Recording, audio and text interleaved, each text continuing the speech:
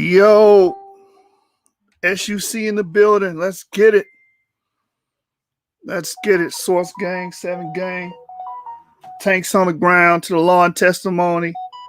Golden Coast Gorillas, we in the building. Y'all know how we do it, man. You know how we rock it, man. Today we're going to review Zion Lexx and then Ngozi's debate. But before we get into the meat and potatoes and the main course of tonight's event, you know we're going to show LV Europa some love. Let him open up the show with his song. And y'all enjoy it, and we get some more people in here.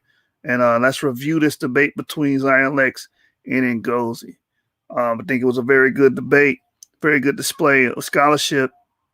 But we got some criticisms that that we want to bring to the table and discuss tonight. And just as far because we active debaters, and we'll see certain things that the people, the commoners, will not see if they're not really debating. So we're gonna watch this, review it, critique it, comment it. So we're well and within our right within the Fair Use Act to actually do so. But with no further ado, let's get into LV Europa with this fire, this banger that he released. Let's get it.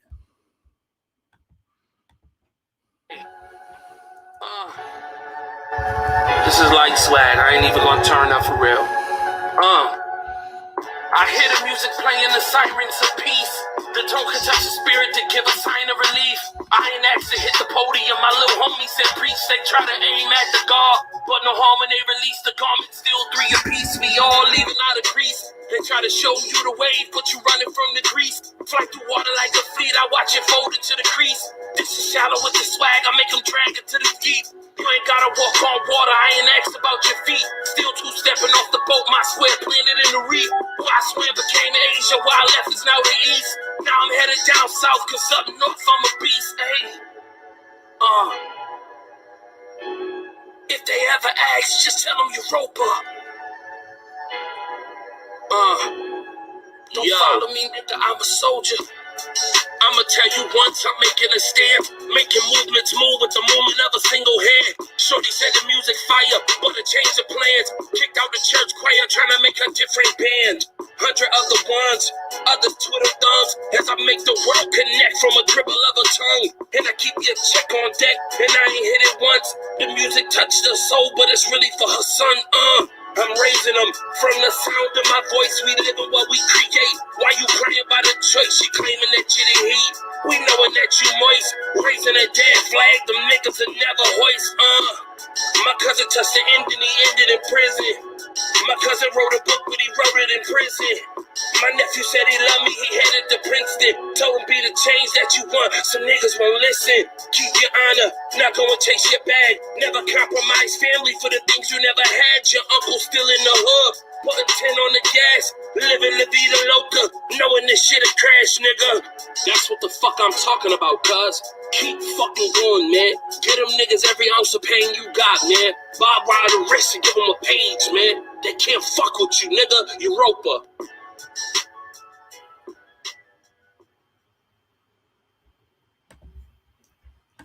Yo, subscribe to LV Europa TV on YouTube, man. Check out that brother's music. Powerful, impactful music. That brother's a very good lyricist, man. Dope music, man. I mean, he don't keep getting love here at the source. You know how we doing it. What's going on, King Self? Gold Coast Gorillas in the building. Let's talk to me, brother. Man, what the business is, you know what I'm saying? Primates, man. We in this motherfucker, man. West Coast, man. You know what I'm saying? West Coast of Africa, man. Gold Coast, baby. You already know. All right, man. We got my brother James, the argument king. You know what I'm saying? Swinging and banging from the land of Canaan. Talk to me. Man, I already know what it is, man. I'm real interested in this conversation because, about 5-6 years ago, I did my presentation, about 5 hours worth of information showing and proving how civilization developed and through the Near East and culminated in Sumer. It's only really a couple hundred years before it popped up in Egypt, but a lot of the monoliths and a lot of the antecedents and stuff, we find all that up in Sumer. We don't find it up in Egypt, but I'm ready to see how the debate went, though. All right, yeah, we're gonna get into it, man. Zion Lexx versus Ngozi. This debate happened last year on Sonetta. And before we even put the clip up here, just gonna let y'all know we well within our right to review this information under the Fair Use Act. Um, the first, Section 107 of the Copyright Act provides the statutory framework for determining whether something is a fair use and identifies certain types of uses, such as criticism, comments, news reporting, teaching, scholarship, and research. We're going to pretty much be doing most of that. We're going to be critiquing. We're going to be giving our comments. We're going to be reporting on this.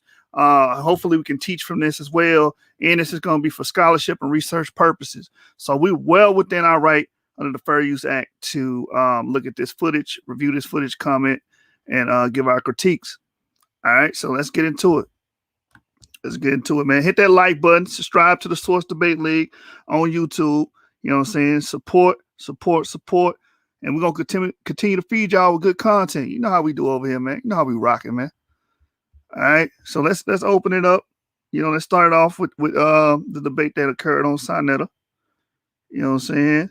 Zion Lexx versus Ngozi. And let's see how these brothers do throughout the course of the debate. We will be pausing, giving commentary, and seeing what the critiques were and whatnot. All right, so check this out, man. We're gonna get right into it.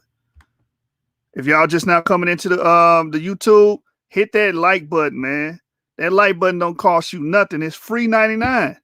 And guess what? You hit that like button, we get more exposure. We're able to grow. We're able to give you guys more content. So help us help you. You feel me? So let's get it. All right, let's go. The House of Consciousness Production. We in the day 3 of the week debates.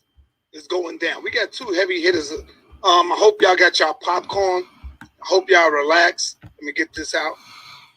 We got 2 strong, powerful soldiers tonight.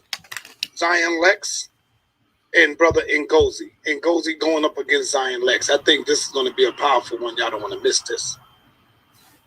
Sorry for coming on late. You know, we just had to work out a few things. And we're going to get right into it, man, because we already done missed some time. So I want to give brother Ngozi and Zion Lexx. Brother Zion, you there? Come on, where you at, brother? Okay. I want to give brother Zion Lexx, I want to give you a minute and a half to let the people know, introduce yourself, let them know why this is going down and what you are here to prove tonight. It's on you, brother. Shout out to the conscious community. This is brother Zion Lexx. No need to keep it too long. Y'all already know how I give it up. We're here today to talk about civilization. Which civilization? Hey, first critique for both of my beloved brothers that's on the stream. You in your damn house. Why is you wearing a mask?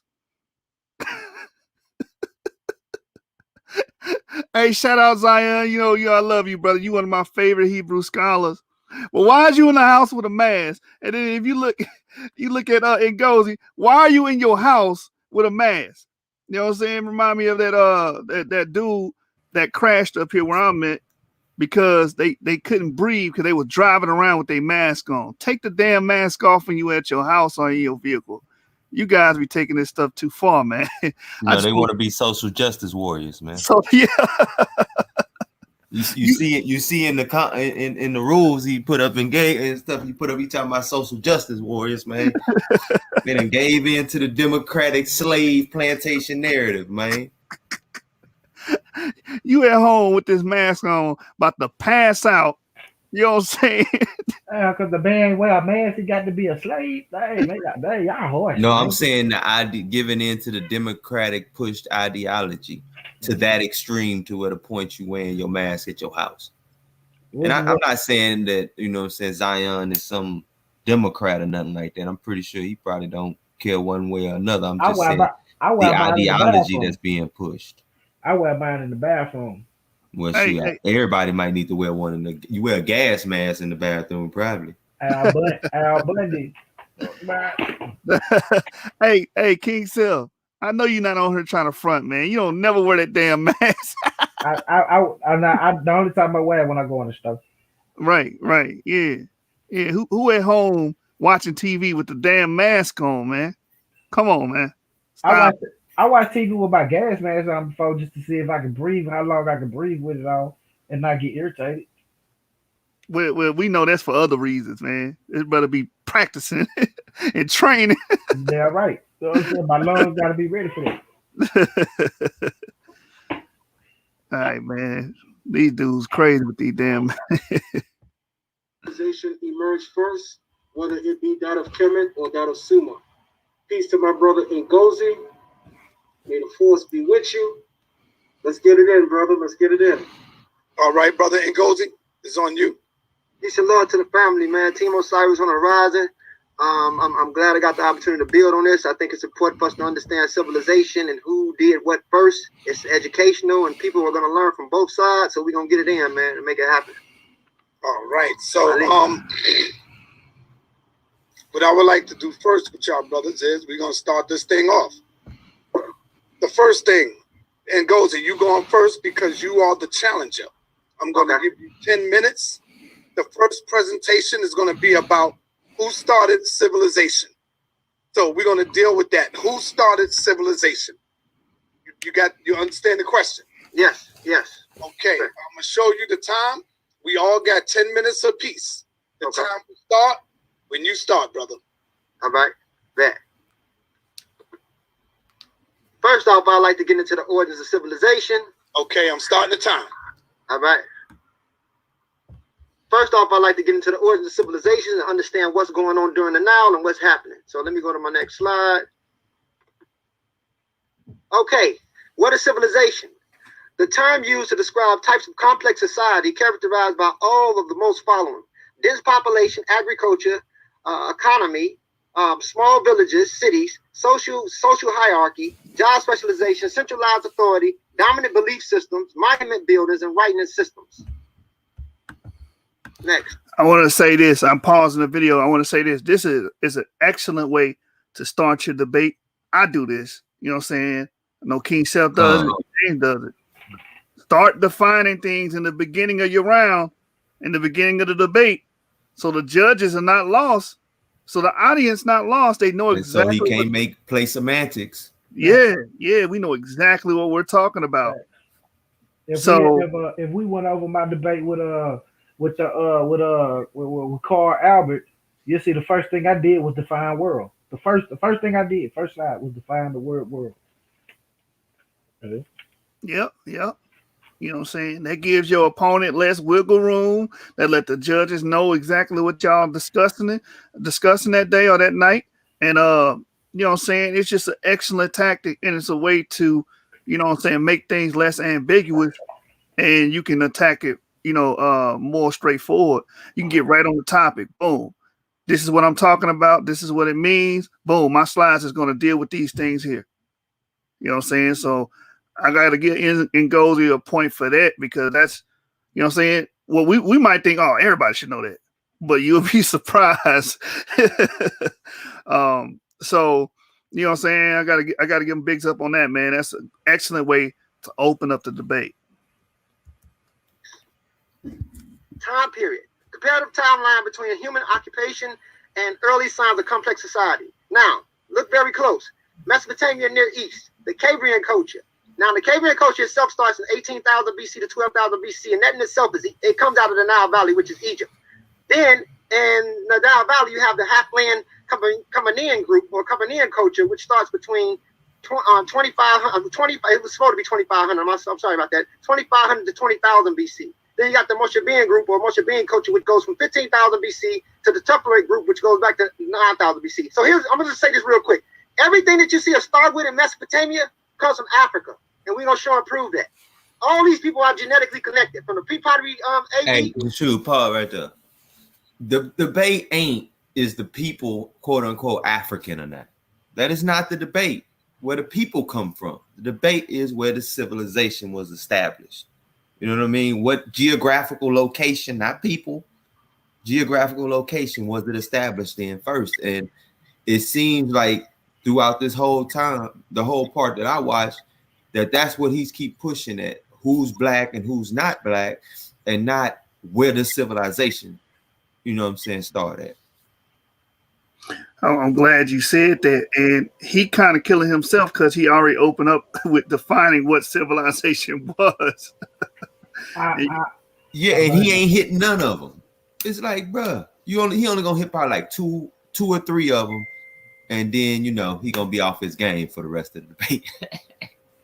Now I agree. I agree with both of y'all what y'all said, but I also want to add that in his slide he should have went to the scientific method of what civilizations are started or where civilizations are created just anyway. Civilizations are always started by a body of water. Wherever there's a body of water, most likely if you dig deep enough, you will find some ruins of something, somebody around that body of water. He started off good with the Necessary for life. Nile. He ran it off good with the Nile, but he, like you said, he's going off to the black and white thing instead of showing where civilization began. Exactly. V culture to the P5 V culture to even the Hassuna groups all the way down to the Yabate. That's when Africa stops. Next slide. Agriculture pastoralists, pastoral and ceramics. In both Near East and the Nile Valley, there's evidence of farming. However, there is one notable observance in society dependent on agriculture do not appear in the Near East until we see the Mushabah and the Natufian cultures. Both of those cultures attributed to having connections to the earlier peoples of the inhabitants of Northeast Africa, the Iberian Maroons. These people here occupied the Tupperlet and other areas in Northeast Africa from 2000 until around 2000 BC, spread agriculture and pottery. Let me speed this up, because we're going to get builder structure. So my brother like to say, slow down, Ngozi. You ain't got to go too fast. Just take your time, and so the people can understand you. Go ahead, brother. Okay. Now we're going to get into, my brother said before in a few videos, and it's just not him, it's a few people that don't really understand Africa. They talked about there was no temples or different things. So we want to talk about the dense population in village cities throughout Egypt, right? So here you go right here. All throughout the Nile Valley region, not only do we find evidence of early farming and food storage, we also find cemeteries scattered across the area, all through the evidence of warfare. By 5000 BC in Eridu, is settled founded in the city of the Near East. But in the Nile Valley, in Nekhen, is settled early 5000 BC by the Badawi culture, as well. At its peak, the Nekhen, in a population of 5,000 to 10,000 people, they have a whole society going. We covering society, instruction, people, and population groups. The Nekhen is also credited with having the earliest known painted tombs in earlier zoo. Now you got the earliest zoo going back 5,000 to 6,000 years. This is a cultivation. They're formulating. They have a whole zoo going on with domesticated animals. Its royals would keep the buried and captive animals, and the temples of Nekhen dates back to 3500 BC. He redeemed himself. I think he redeemed himself. He came back. He spoke of food storage. He spoke of artwork. He spoke of religion and burial. Yeah, I think I want to hear more. Yeah, I think it's a good angle to go. But if I'm debating him, I'm gonna say, well, do we have evidence of anything prior to that? And if you go to his slide before that, he got the Natufian culture, and that would be before that. That's how I would attack that information. But go ahead, my bad, shoot. I'm saying he's doing a good job at laying his premise out. Go ahead, James. And he jumping all through time on here too. Like the reason he gonna jump from Natufians all the way to like 5,000 and stuff like that is because the Natufians move up and through into Sumer to start civilization, and they the ones founded farming and all that. They was doing stuff in the Near East when Egypt was in an archaeological dark age from 9,000 BC to 6,000 BC. So they ain't got even an archaeological record for what was going on there. So I mean, we can speculate. Brothers love doing that. Like the zoo right here. That's Nekhen. This is the temples and this is the zoo. You see the people right there. Is zoos a marker of civilization? You see the symbols and the structures. You see the building structures? This is Africans. This is Nile Valley Africans. The same people that gave rise to the Ramesh, because there is no such thing as Egyptian. There is no such thing as Commission. You don't see the term Kemet until the 11th dynasty. And the Kemet only refers to the black soil. Has nothing to do with people. So the Ramesh people are the same people that was responsible for the Natufian population. They was also responsible for the Iberian Maroons, and they were all these same people that gave rise to the pre-Pottery Neolithic A group, pre-Pottery Neolithic Wait, B hold group. on. How the Neckans give rise to the Ibero-Mauritians, which existed thousands of years before them? I was about to say that you got that backwards. Your granddaddy can't come from you. Exactly. You come from your granddaddy. So you know what I'm saying? Maybe he jumbled that up. Maybe that was That's why I say he be jumping through time so much he end up, and he speaks so fast, you know what I'm saying? He But end up y'all mixing should have, stuff up. but y'all should have known he was jumping through time in his second, when he did his second slide. Yeah, but it's not laying out a pattern for what he's trying to argue the way he's just jumping through time like that. Because one gives an argument to Sumer in the Natufians, then he'll jump to something in Africa, then he'll go a little bit later to something in Sumer and something like all in one sentence. You know what I'm saying? He ain't breaking nothing down. He ain't explaining the necessity of it or nothing. True, but we still in the first 2 minutes of the man presentation. Oh, I saw it all. Well, I haven't. So my bad. Go ahead. Pre-Pottery Neolithic C group, all the way until you get into the debate. So let me get that straight. This population villages and cities. Even earlier than Eridu and Nekhen is Jammu in present-day Iraq, which was settled agriculture community 7,500 to 5,000 BC. Just as we found a Pataphlaya in the Western Desert, persisted the seasonal cultural center of semi-nomadic pastoralists by 7,500 BC. Hey, hold up right there, Jushu. Hold up right there, man. I think I might have to source up on this one. Hold up, man. I feel some type of way about him jumping to Naphtali like that. Naphtali was built by Asiatics. You know what I'm saying? And I don't like when they do that. Hold on. Argument King. Find a source, man. Argument King. So you think that was an error or mistake on his behalf to bring up Naphtali? It definitely was, bro. Because let me share my screen right quick. So Ngozi, man, we got a message for you. Now you see now, you done fucked up, you know that, don't you? I see. You know what I'm saying? I thought. No, so, you know what I'm saying? That you done fucked up now, you know that, don't you?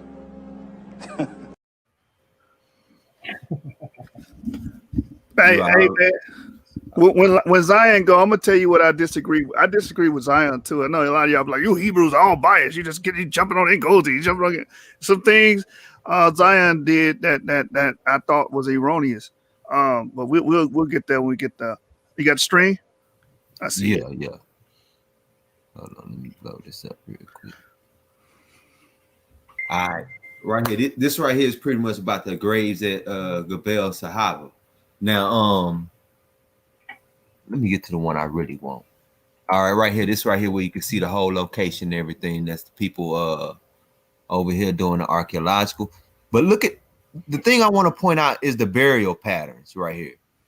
Their burial patterns are the exact same almost with a few slight variations as the Natufians, buried facing towards the east in a crouch-like position.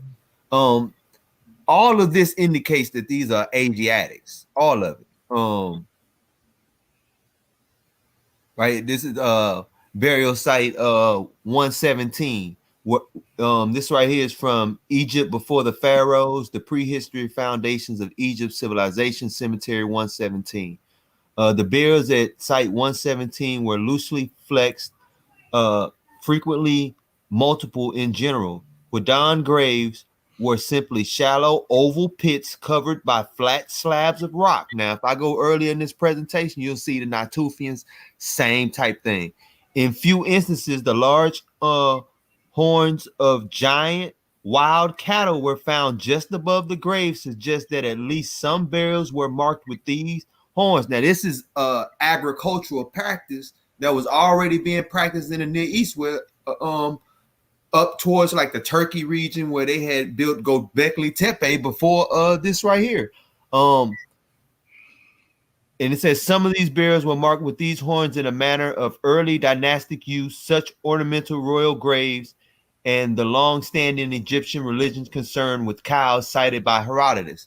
Right, and here on the right, this right here is back to the priest woman of amongst the Natufians, and it's showing the same thing. This woman was relatively old for her time, and at her death, she had placed by a mud plaster in a rock-lined pit. Oh, hold on. It says right there. Oh, look back. In a rock-lined pit, and buried beneath her on a slab stone.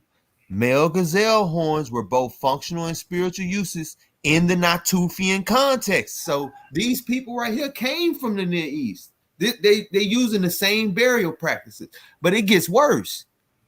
This right here, evidence of the first race war in recorded history.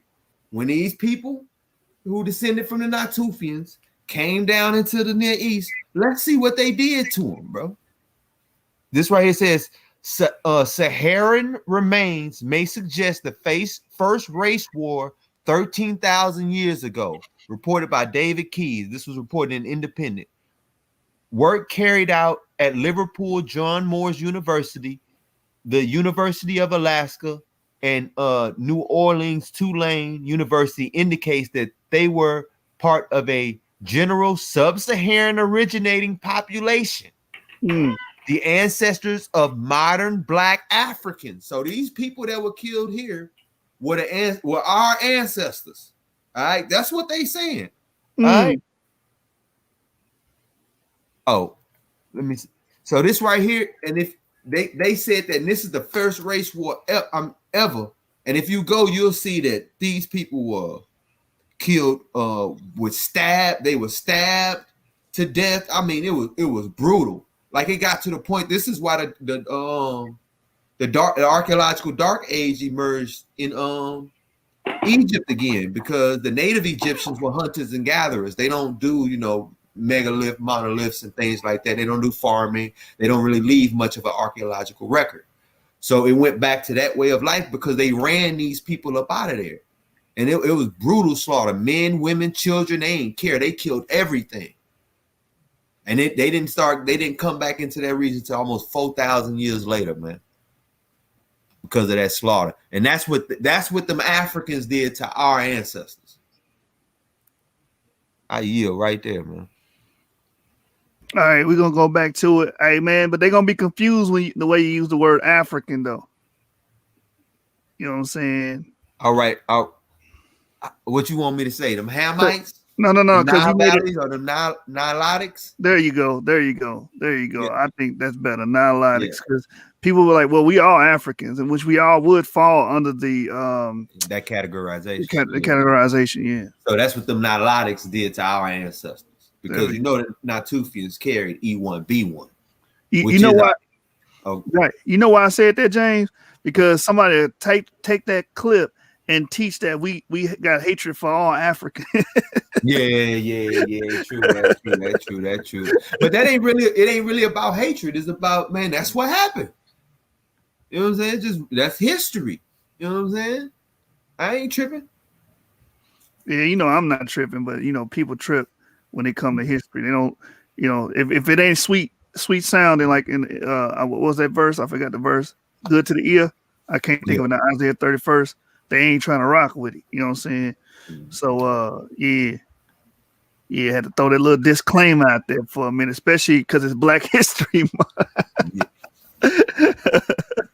But like I was saying, when he go to talk about Naphtha Playa, he talking about them Asiatics that came down there and started building stuff, and then them Nilotics decided to slaughter them and run them up out of there.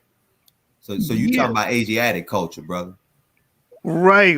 And what I don't know if I remember Zion Lexx even bringing up the Neolithic Revolution. I would always stick people with the Neolithic Revolution, and that just goes to your point that the Asiatics or the Natufians were already doing agriculture and started civilization, and the Levant, and then migrated down into Egypt and to other places.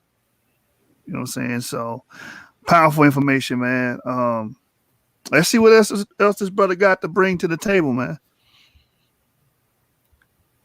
See, we find pottery of agriculture, fishing evidence, grinding stones, granaries, livestock remains. We also find evidence of the advanced astronomical knowledge in the form of monumental structures, which also may have been used in ceremonial practices. So we got a belief. This is part of civilization. They have ceremonial practices. They have certain things going on. They cultivate, they formulate structure. They got a whole society going on. I want to hurry up and get to this writing. We talk about writing wasn't formed in Egypt. They just found this out, last year, 2016, 2015. An animal depictions between 5,500 years to 6,000 years later, inscriptions found the northern site in pre-dynastic Egypt. But perhaps the most impressive find was that a large panel featuring 4 signs of written in the form of right to left. The writing directions which became the dominant in letter and later in Egyptian text. Now here's another thing. You don't really find the Sumerians or Mesopotamian people coming into Egypt until the second half of the Naqada period. Before that, Africans or the Nile Valley population already had things going on. Not to mention, I didn't bring up agriculture because I couldn't post the article that was found in Libya. Remember that the Tufians come out of the Sahara through the Libyan population. If you follow the phylogenetic tree, if you look up E3B, that same paternal marker leaks out. There's no evidence for that in the archeological record. Pause there real quick to shoot. There's no evidence. How you gonna say that? Show me one skeleton, one burial in anywhere in Africa of a sub-Saharan African before or someone with the sub-Saharan African phenotype before you find them in the Natufians. This is ridiculous. Yeah, some scholars they link them to Neanderthals. So you tricked. Well, they argued that, but they found that the Natufians carried something in their DNA that fights off Neanderthal DNA that we also carry in ours. You know what I'm saying? Which is why we don't have Neanderthal DNA, because our DNA kills it off. You Israelites do. Y'all go here. I knew you go throw something in there. Just to show we ain't biased. You know what I'm saying? We got King Seth on here. Yep. My thing is he doing a good job at giving certain properties of civilization right in here, the animal zoos earlier, stuff of that nature. But civilization is a whole package. And when you're saying where did it go, where did it start at first, you got to show all those things being first in wherever he's trying to argue. I'm guessing in Egypt, right? Yeah. So he had to show it first there. And I'm like, how do you get around the Neolithic Revolution? How do you get around that? You know what I'm saying? Writing is powerful, but I mean, like, damn, like they were doing that 13,000 BCE. You all the way at 3,200 BCE, 5,000 BCE. Or I could go to the Cabaret complex there before them at Ohallo too. That already shows the first earliest primitive forms of farming, and that's like 19,000 BCE. Yeah. So, you know what I'm saying? I ain't gonna speak on Zion until you get to his round, and we'll talk about it. I just felt like I would have went that route. You know what I'm saying? Hey, y'all, I'm gonna jump out real quick. All right, King. So, all right, so y'all go Coast Gorillas. Which gave rise to the other group.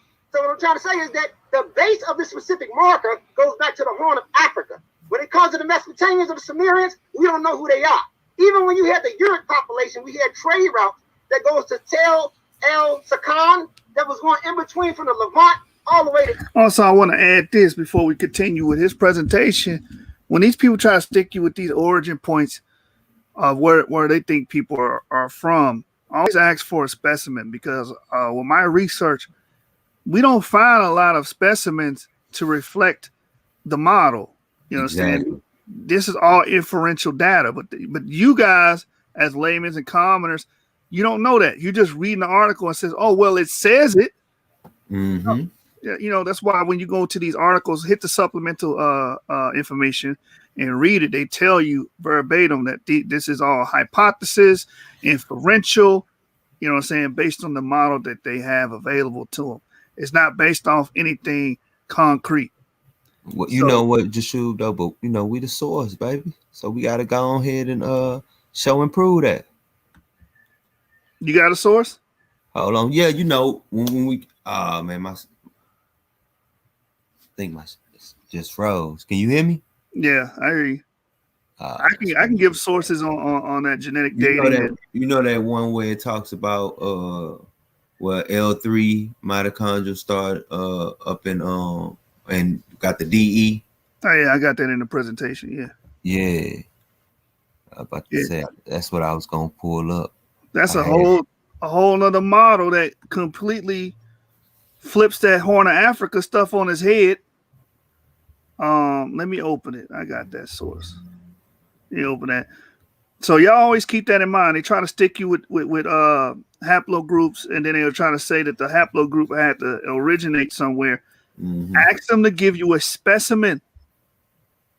You understand? That's all inferential data, man. That's not on anything.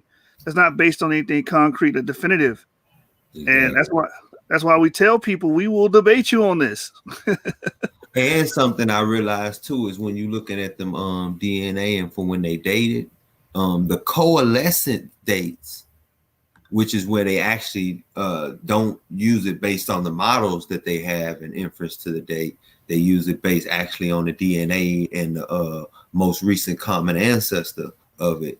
Seems to better reflect the archaeological record, because the coalescent date for the split of E1B1 into E1B1A and E1B1B is about 14,000 BCE. And that's real close to the time when the Natufian split into when one went north and one went south. And the ones that went north seem to be going with E1B1B. Those went south seem to have E1B1A.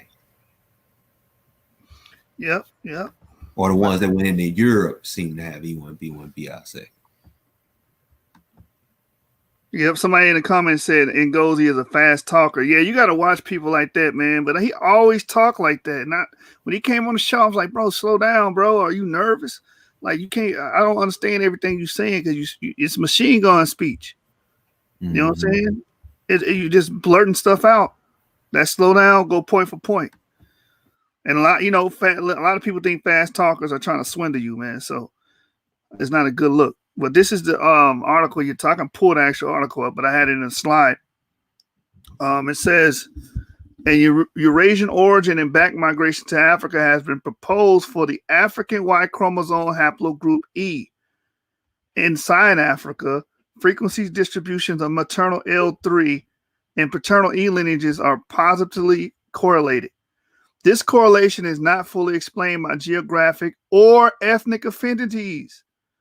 This correlation rather seems to be a result of a joint and global replacement of the old autochthonous male and female African lineages by the new Eurasian incomers.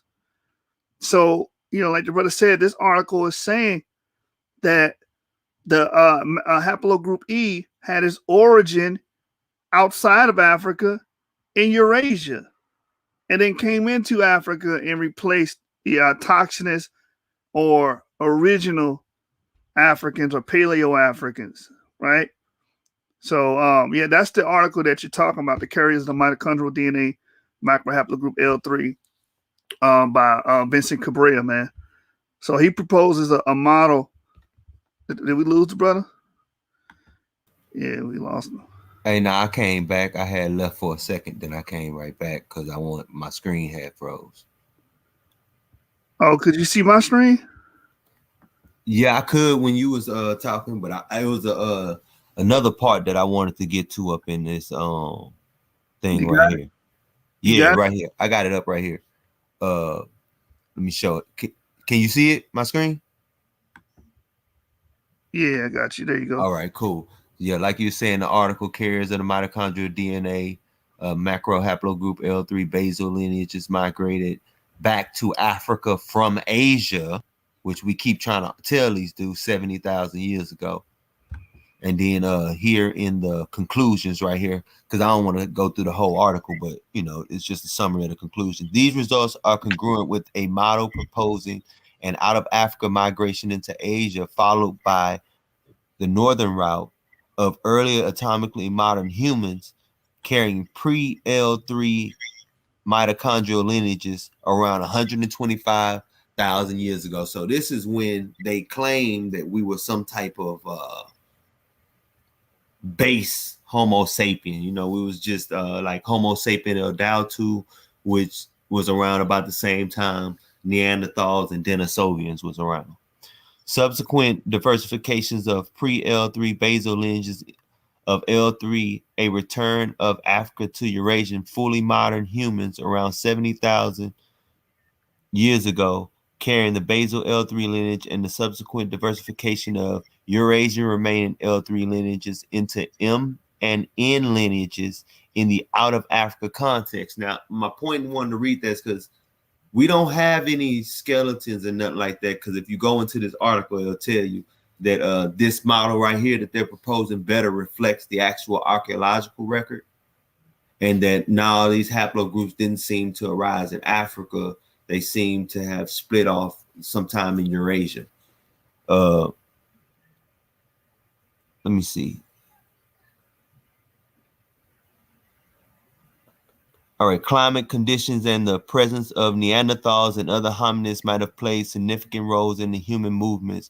Moreover, recent studies based on ancient DNA and whole genome sequences are also compatible with this hypothesis. So this hypothesis that showed that we was in the Near East, our ancestors carrying DE, and when it split from D into E, then it came back into Africa, fits the whole model we've been telling these dudes for the longest, but now it seems that the DNA is catching up with what we've been saying before we even knew anything about this.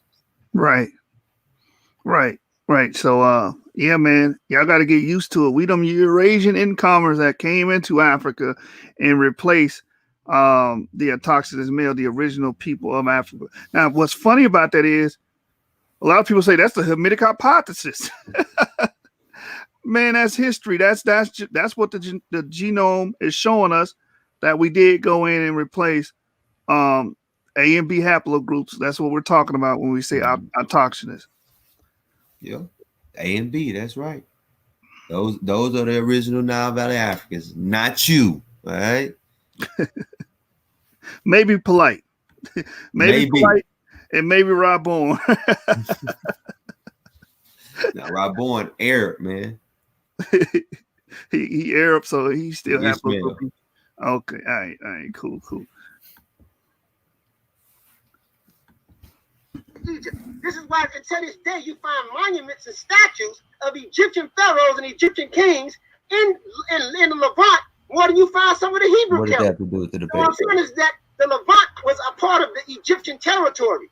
Just follow the timeline. So I want everybody to look up Tel Es Sukan. Tel Es Sukan. They had a trade route right there. Not to also mention through the Trail of Horus, you can find the ancient Egyptians going backwards and forth in between the Levant to Tel El Sudan or Sukan, trading with Syrian populations and other populations. So let me go a little bit further down.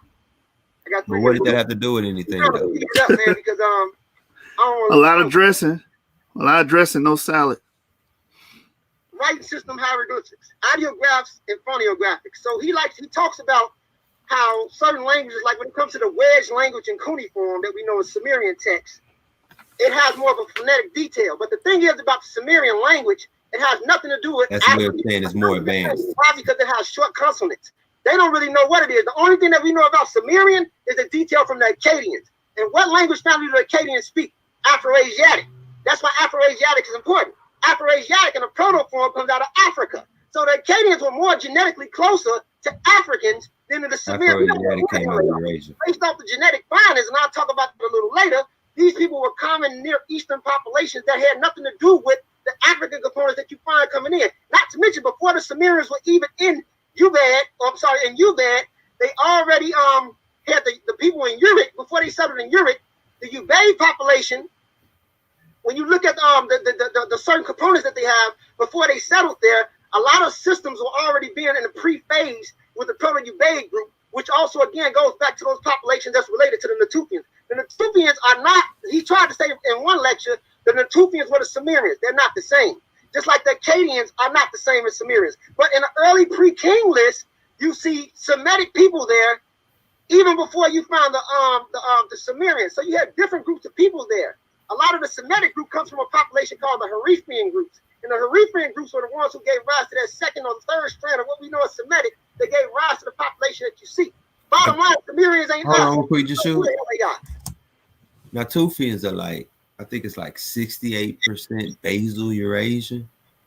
And basal Eurasians definitely was in that region of the world during that time period. They're the main source of the spread of agriculture throughout the world. They're the ones where you're getting the e-markers coming out of. So they were definitely in that region. So I don't know what Ngozi talking about it, but you know, he ain't got no sources. He just running his mouth. Yep. Linguistically, it's an Iceland. What we do know about is that when the Akkadians came and took it from them, a cousin to Northeast Africans from the Arabian Peninsula, they took that shit, took the territory, and took their little wedge language that was based off of counting and keeping tabs on resources and numbers. They took that shit and used it as a skill. So they had antecedents then. Yeah. Not saying they were more primitive, not saying they were more stupid, but they used it to benefit themselves. You admitting that they, you know what I'm saying, had this shit already. So, by the bottom line, when you read this, you got 1 minute.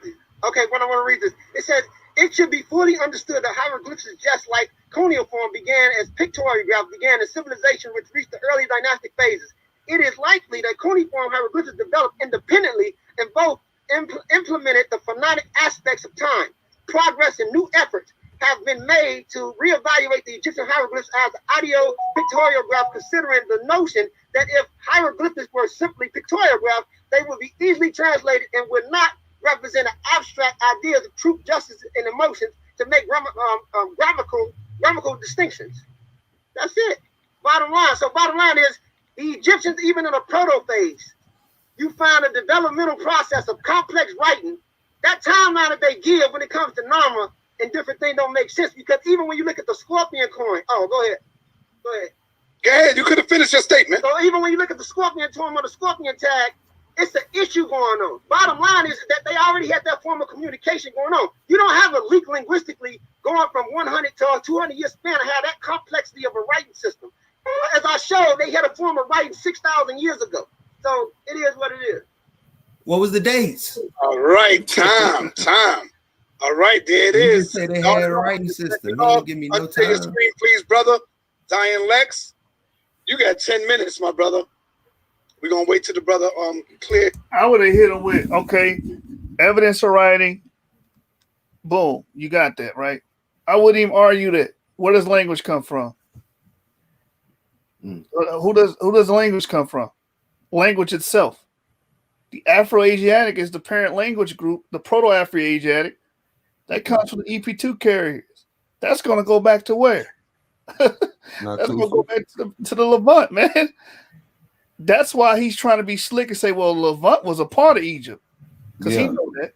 He trying to adopt that shit. Yeah. There wasn't no Egypt around when the Natufians was around. You know what I'm saying? Right. So, man, that's how I would have. They like, you know what it is on the African tectonic plate, baby. It's part of Egypt now. Now they want to do that. But yeah, when we were saying that, they ain't like it.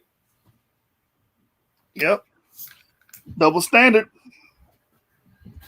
The screen. I appreciate all the donations that you coming with, but please, if you do make any donations, can you please send it to that GoFundMe right there? I would appreciate it. Thank you, family. We appreciate all donations. Thank you. But we want to get this studio up and running. Oh, here goes stuff like this. Go ahead, King. There you go, brother Zion Lexx. You got 10 minutes. Time will start when you start. Which civilization came first? Let's go, brother. Salute. Tom, ready? Whenever you start, time starts. Can you hear me? We hear you. Excellent. You can always tell when somebody's microwaving information because they sound like somebody that's trying to tell you how to take a drug, whereas 30 seconds of the video is the information pertaining to the drug, And the last 50, 60 seconds is how it's gonna kill you. The way Ngozi speaks, like he's not First sure of critique, himself. I ain't really like that. He definitely know he's not sure of himself. And I'm also gonna ask him to unmute his mic. So I let her stop my time. Yes, go ahead, brother. The brother he gotta mute his mic, man. Yeah, I just did it. I just did it when I heard him. What's going on, man? We gotta be professional, brother. So, All right. All right. So, yeah, brother. Time was. See, I stop your time. Thank you. So you'll see it. Thank you. So time will start when you start, brother. The brother microwaved so much information that it was hard to fact check him every step of the way. But I was taking notes to curve him. And here we start. We're going to start with the first one. So, there are 7 major signs of civilization.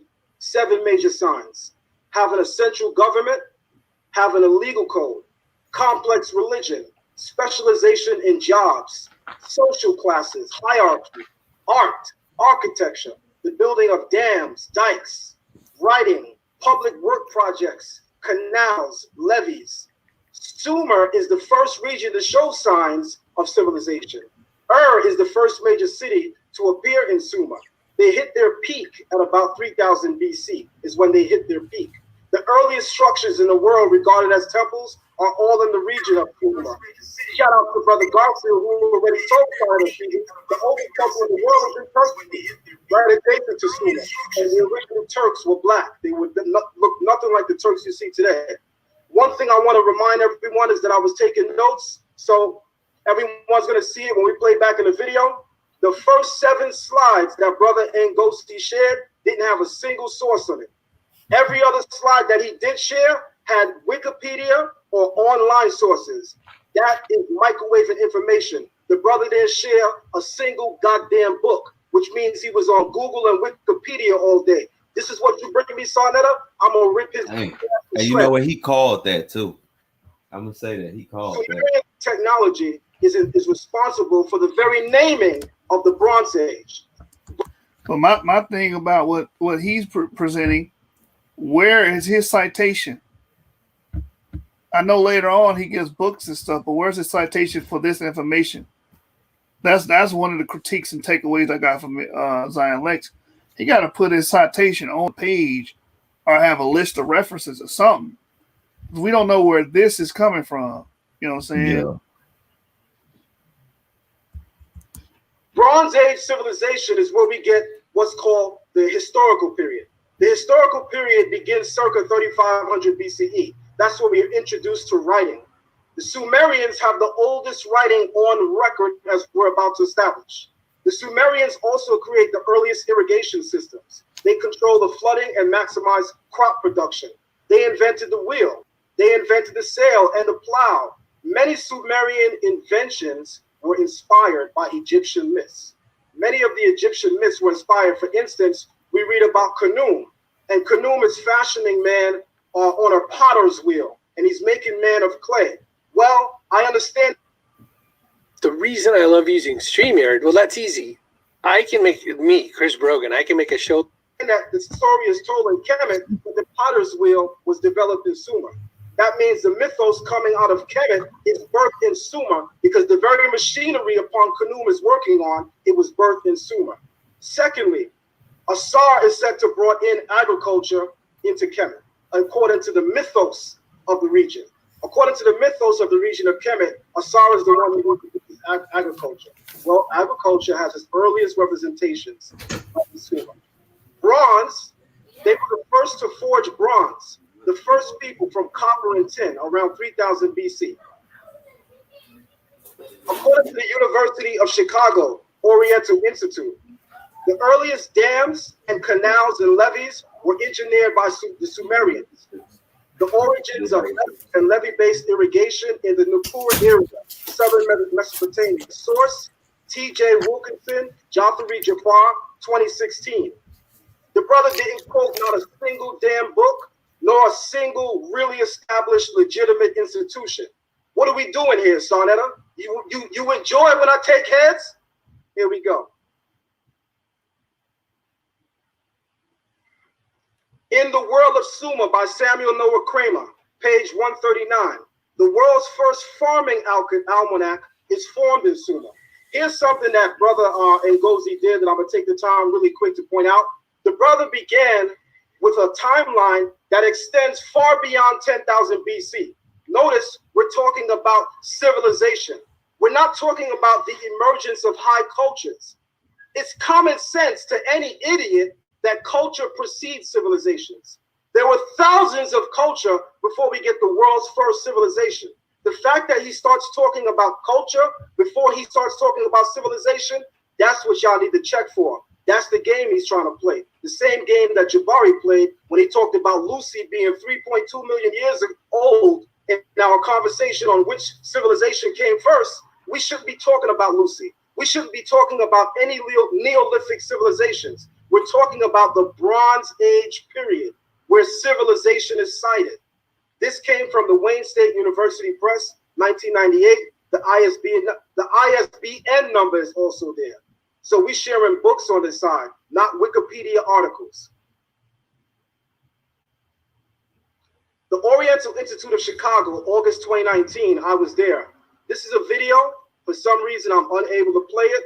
That's cool. Sarnetta, I'm going to send you the original video where you could tie it back in. This is me at the Oriental Institute of Chicago. You guys are about to see pictures of me there, so you'll confirm it for yourself.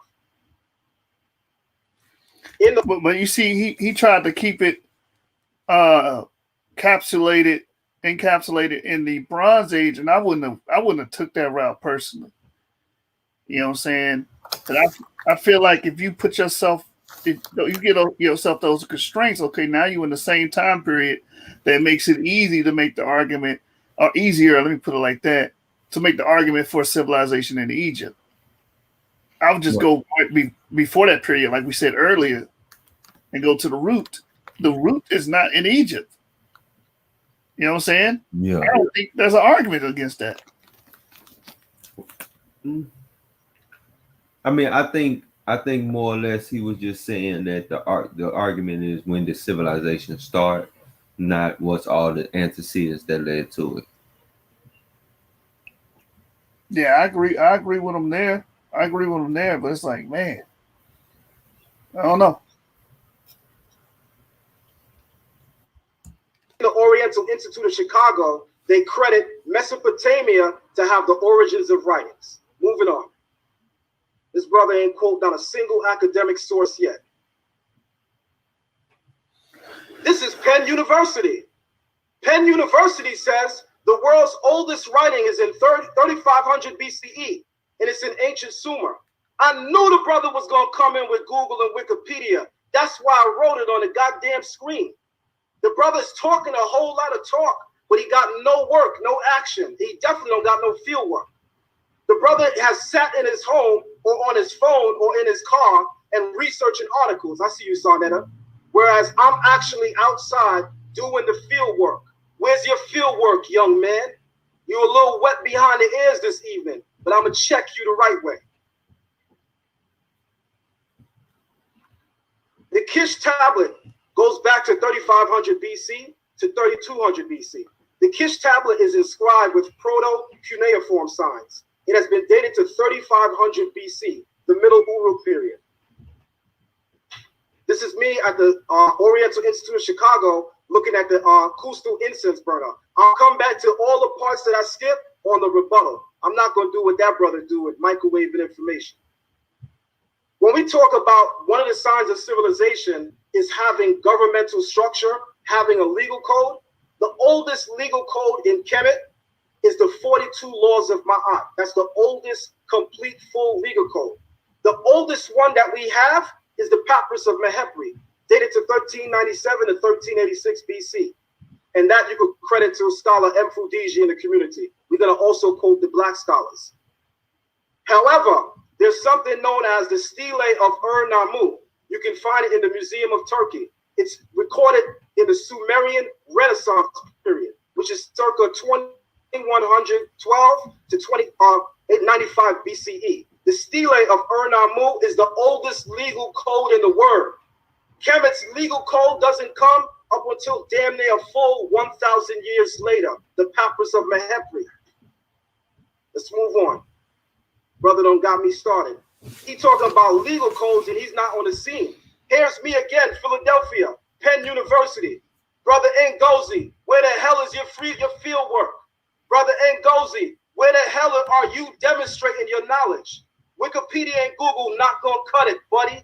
You gotta actually go to the scene of crime. This is the stele of Hammurabi. It's dated to 1800 BC. It makes it 500 years older than the 42 laws of Ma'at. The oldest rendition of the 42 laws of Ma'at is in the Papyrus of Mehefre. You kidding me? This is light work. Who were the Egyptians? How much time I got, Sarnetta? I'm already on the next side.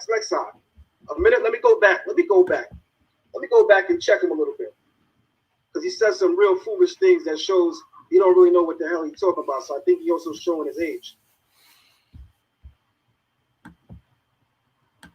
When Ngozi went to, let me put up the part of writing. When Ngozi went to his ninth slide, counted the number 9. He said that the oldest writing in Kemet was written from right to left. I bet you Ngozi don't know that more than likely was not the Medu Neter. Why? Because the Medu Neter can be written in any direction, whether it be left to right, whether it be right to left, whether it be top to bottom. The script in Kemet that's written from right to left is hieratic, the priestly script, and that comes shortly after Medu Neter. The hieratic script comes shortly after Medu Neter, and he just said the oldest representation of it is that which is coming from right to left. So again, he's looking crazy out here. Also, he started covering things that we're supposed to be covering in the second half. He started talking about who the Egyptians was.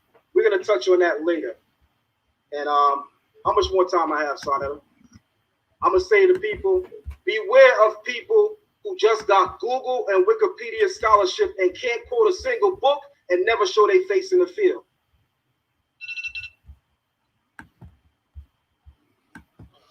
All right, man. That's the end of his round. He brought up some poignant points about who had the law code first. Like I said, that whole thing is going to be decided upon who had the whole package first or where it started. And, you know, from my research, I believe it started in the Mesopotamian Near Eastern area. You know what I'm saying? In particular, the Levant. As far as what in particular? The civilization. But you said a little bit earlier that it was a combination of all those things, not just one or the other. What are you talking about? Civilization? Yeah, because you have to have the monoliths, you have to have writing, you have to have the governmental structure, you have to have all that, not one or the other. Those are the signs. Those are the signs. But in order to get all those things, you got to have farming. You have to agriculture. Yeah. So, but that's not. But it's not civilization yet. Then it's just a Neolithic revolution. Yeah, but I think the Neolithic. Well, I don't think I studied it. The Neolithic revolution sparked civilization. Correct. Definitely. And if I find out where it sparked it, then that knocks Egypt out the ballpark. So I felt like so you pretty much saying it all starts in the Levant. Yeah. That's the angle I would have came in and Ngozi with. Mm-hmm. You know what I'm saying? You know what I'm saying? These are good arguments, and I've heard them before. The Keys tablet showing that law code. And while he was talking, I was trying to find a source. Egypt has no legal code, no preserved legal code. Ancient Egypt has no preserved legal code at all. And he brought up the Papyrus of Ani and the reference to the 42 laws of Ma'at, but there is no complete legal code. I'm trying to find it in the ancient Near Eastern text. I have a source on that, but he went through it. That time went by fast, man. How long was it Ngozi round? Man, I didn't time it. Yeah, so we got this book. This book goes through the Hittite, the Egyptian. Okay, here we go. Egyptian historical text. Let me get the legal text. But I think because of the way Zion pretty much was sunning Ngozi, it just goes downhill for him from here. Yeah, man. He took exception to that too much. Like you could tell that really bothered him. Like, all right, I got the source. I got the source right here. Let me share this. Stop sharing this and share that. Let me answer Dez real quick. Dez the hero. Hey, Yashu, while you're still going to finish the Black Jews of Africa, I've been waiting for the heat, bro. Yes, we will finish that. We will finish that. Just taking me a minute to actually process that and transform it, translate it into PowerPoint mode. And I got to get those 3 chapters into PowerPoints. And once I get those 3 chapters into PowerPoints, we will do that video. So it is coming. Only one more part left, and that book will be completed. And we're doing To the Prophets book, by the way. So stay tuned. Yes, we will be completing that. But I want to show you this source, Ancient Near Eastern Texts by, I believe, James Pritchard is who wrote who compiled it. All right, so you guys should be able to see that on the screen right there. Ancient Near Eastern Texts relating to the Old Testament with supplementary evidence, right? So in this book, if you no, I don't want to search. Let me blow this up. Hold on. In this book, I don't know if you can see it. I don't know how well you can see it. It's over here on the left. I'm trying to figure out how to blow it up. It's not letting me do it. It's right there. You see where it say 133%, 133%? Yeah, there you go. All right, boom. So you guys should be able to see it now. Documents from the practice of law. And when you get to the Egyptian section, this is all it has to say. A royal decree of temple privilege. And it says no codes of laws have been found for ancient Egypt. This means either that such collection of laws were written on papyrus and leather and so have not survived, or that the pharaonic Egypt did not codify law, but rather operated on the basis of topical justice originated in the word of the God King. We do possess royal decrees framed to meet particular situations. Most common are charters of immunity granting a temple exemption from civil obligation. The fallen degree of the 5th dynasty pharaoh Neferika Re, 26th century BC, freed the personnel of the temple of Osiris and Abydos from forced labor for the state. So the point I wanted to bring from this is when you looking at ancient Egypt, there is no evidence of a codified law at all. You understand? So that, like, him bringing up the what did he bring up, the Kish tablet, the Code of Ernamu? That's a heavy hitter, man, because we have no evidence that was a practice to codify law in ancient Egypt. No, whatsoever. They have a concept of balance, but that's more like a deity. It's not a code. Right. All right, let me pull that video back up. And even when you look at the Papyrus of Anya, the 42 confessions, they're not a law code. They're confessions. Right, it happens after you die, right? Mm-hmm. You're just saying you didn't do these things during your lifetime, and different people had different things written there, so it wasn't like a code. Yep. So anybody pushing that, just let them know there's no evidence. Provide me a citation, article, or something showing that ancient Egypt had a written legal code, man. Right. Take your screen, please. All right. Brother Ngozi, you is up, my brother. Let's go, Ngozi. You got 10 minutes to rebut in this round. That's why I was telling you, you ain't got to rush. You ain't got to speed. You got another 10 minutes. This is still the first round. And I don't want y'all to keep asking me how much time you got, because I'm going to keep showing you. That way it won't take you off. Just keep going. I'm going to hold the time up so you can see it. As it gets up. No, I'm going to do that at least 3 times so y'all know. So y'all ain't got to get thrown off. Brother Ngozi, you got 10 minutes of your rebuttal. Let me make sure I can Yeah, time will start when you start. I gotta be able to share my screen again. Yes.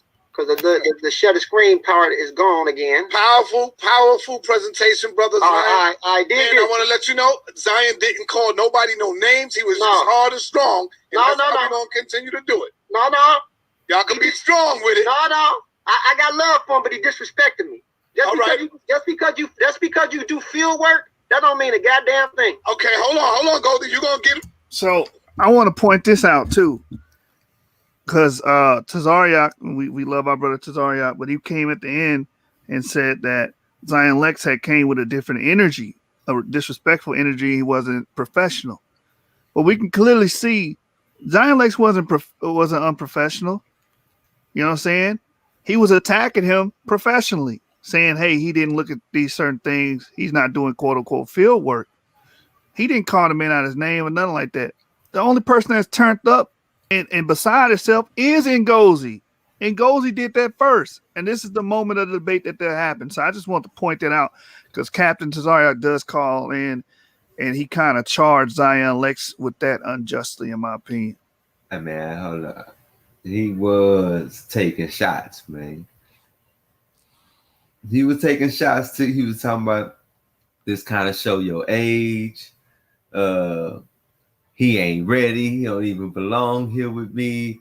Yeah, you know what I'm saying? He was kind of, you know what I'm saying, disrespecting them, bro.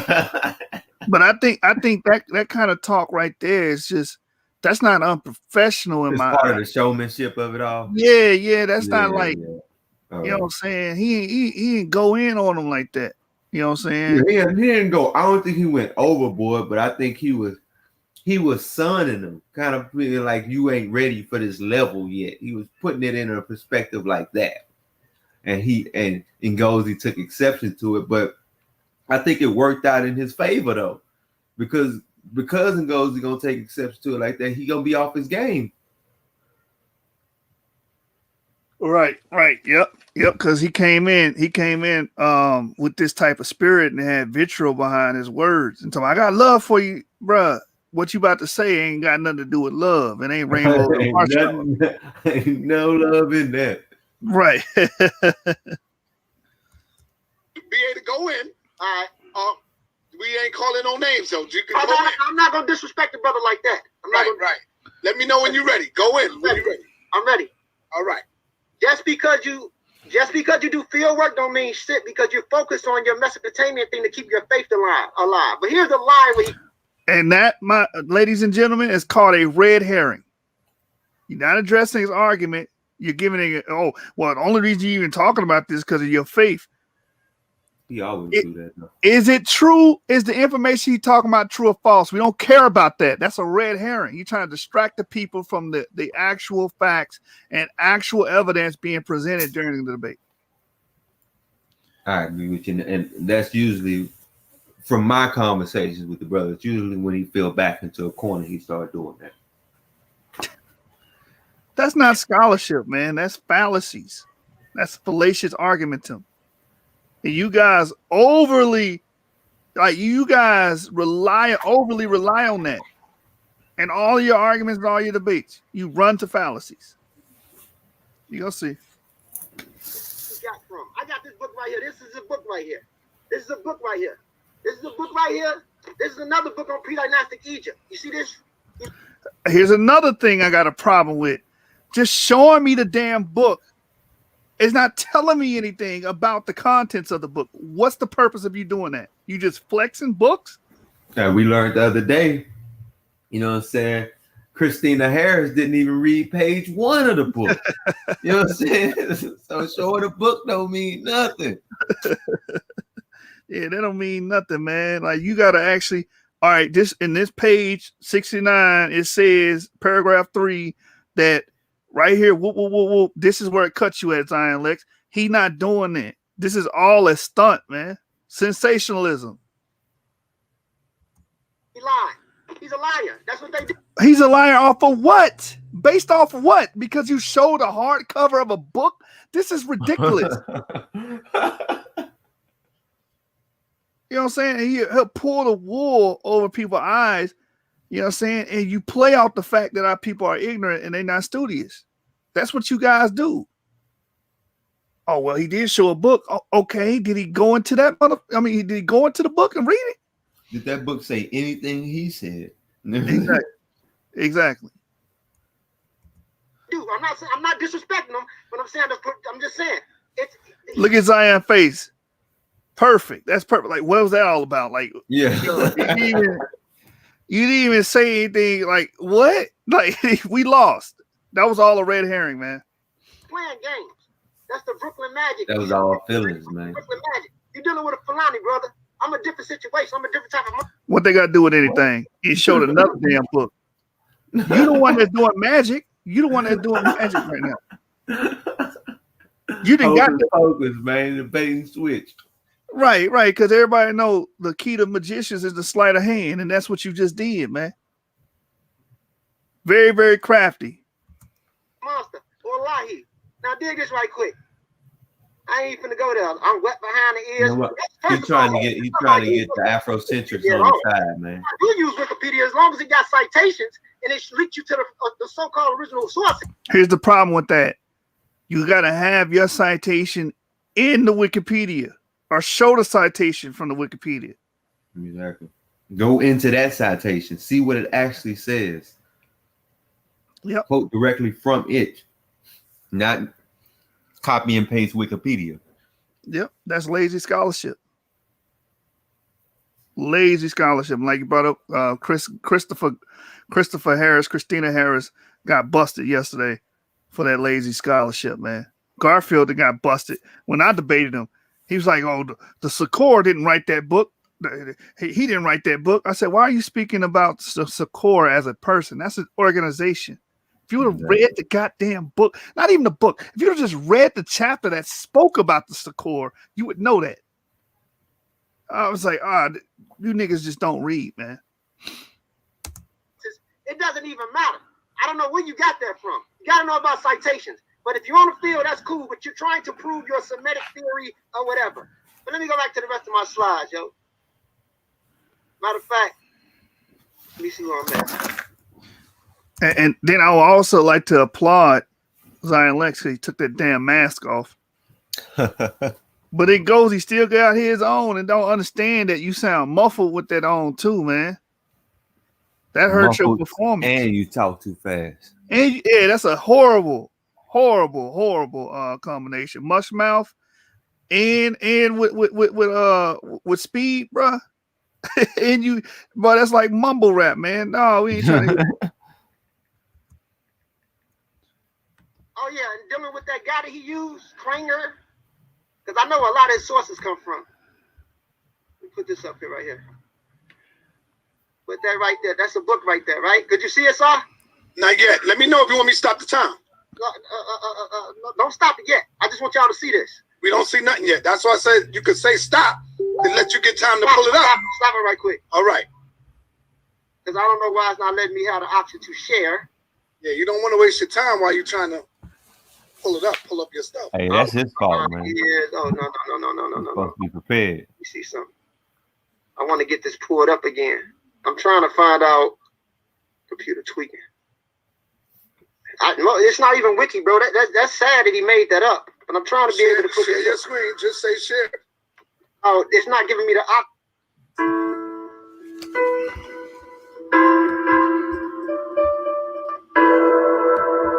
options no more. For some reason, this laptop is kind of wobbly, so I'm freestyling with it, trying to get it all up.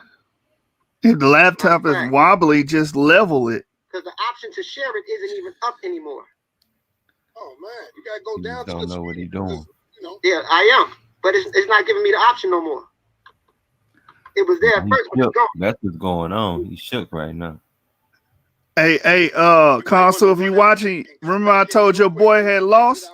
Hey, sometimes you gotta admit when your boy lost, man. Y'all be trying to ride and die with y'all homies, but sometimes you can't defend losses, man. This whole second round, spoiler alert, he ain't gonna be able to get his computer up. He gonna have to freestyle. If you freestyle around, bro, you automatically lose that damn round, man. Stop. Come on, man. And then exit back in.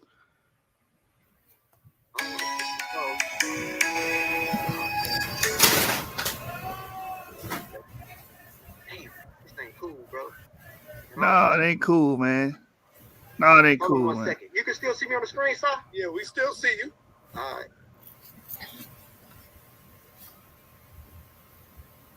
My laptop, it goes out. It's turning black. So I want to be able to get this up right. So if I have to go out and come back. Now look at that bright ass laptop shining off his forehead. He talking about it turned black. Look at them. Look how white it is on his goddamn eyeballs, man. He talking about it's black, man. Dude, lying, man. I don't want to do that. And why? Glistening off. Look at it. It's glistening off his eyeballs, man. And I just noticed Ngozi named Sharice. Oh man. We don't want to hear that bullshit, Sharice.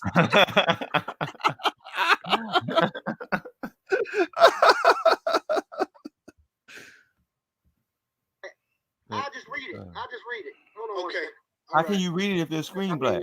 This is from his book that he got. Just say where you got it from and then read it that way. Samuel Noah Kramer. Samuel Noah Kramer. It says, be that it may be, it's highly probable the Sumerians or themselves did not arrive to Sumer until sometime in the second half of the 4th millennium BC.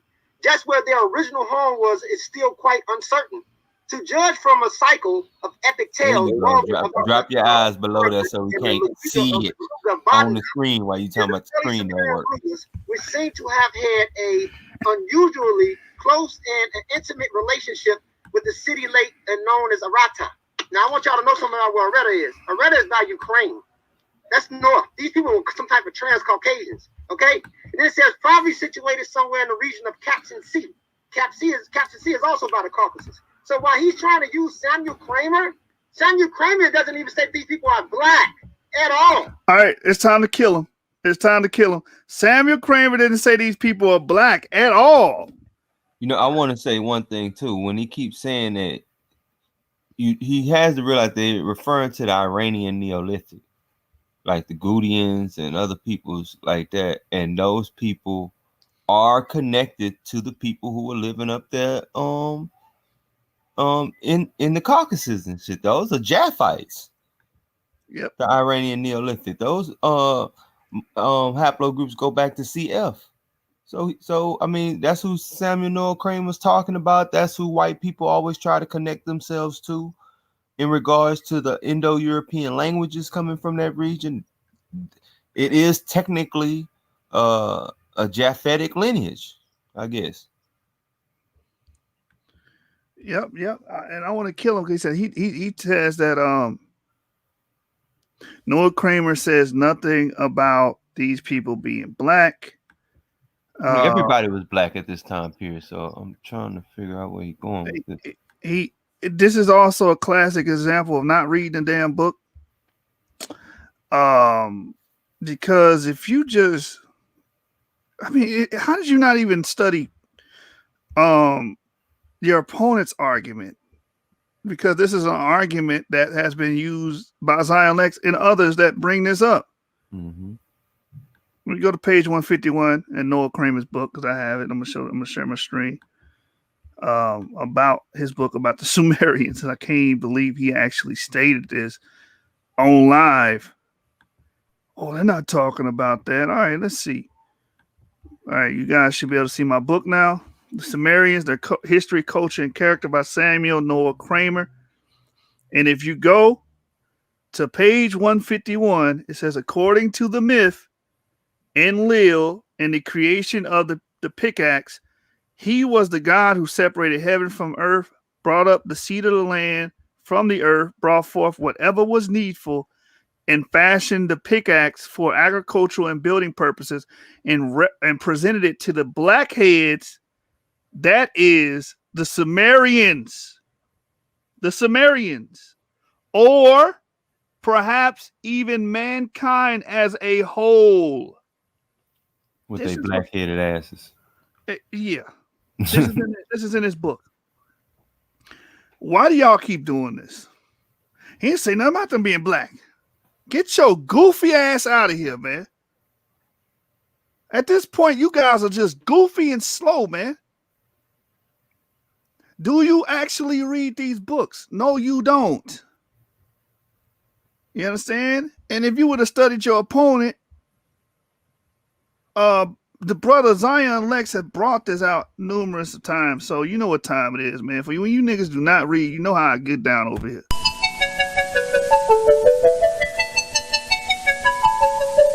Butterfly in the sky, I can go twice as high. Take a look, it's in a book, a reading rainbow.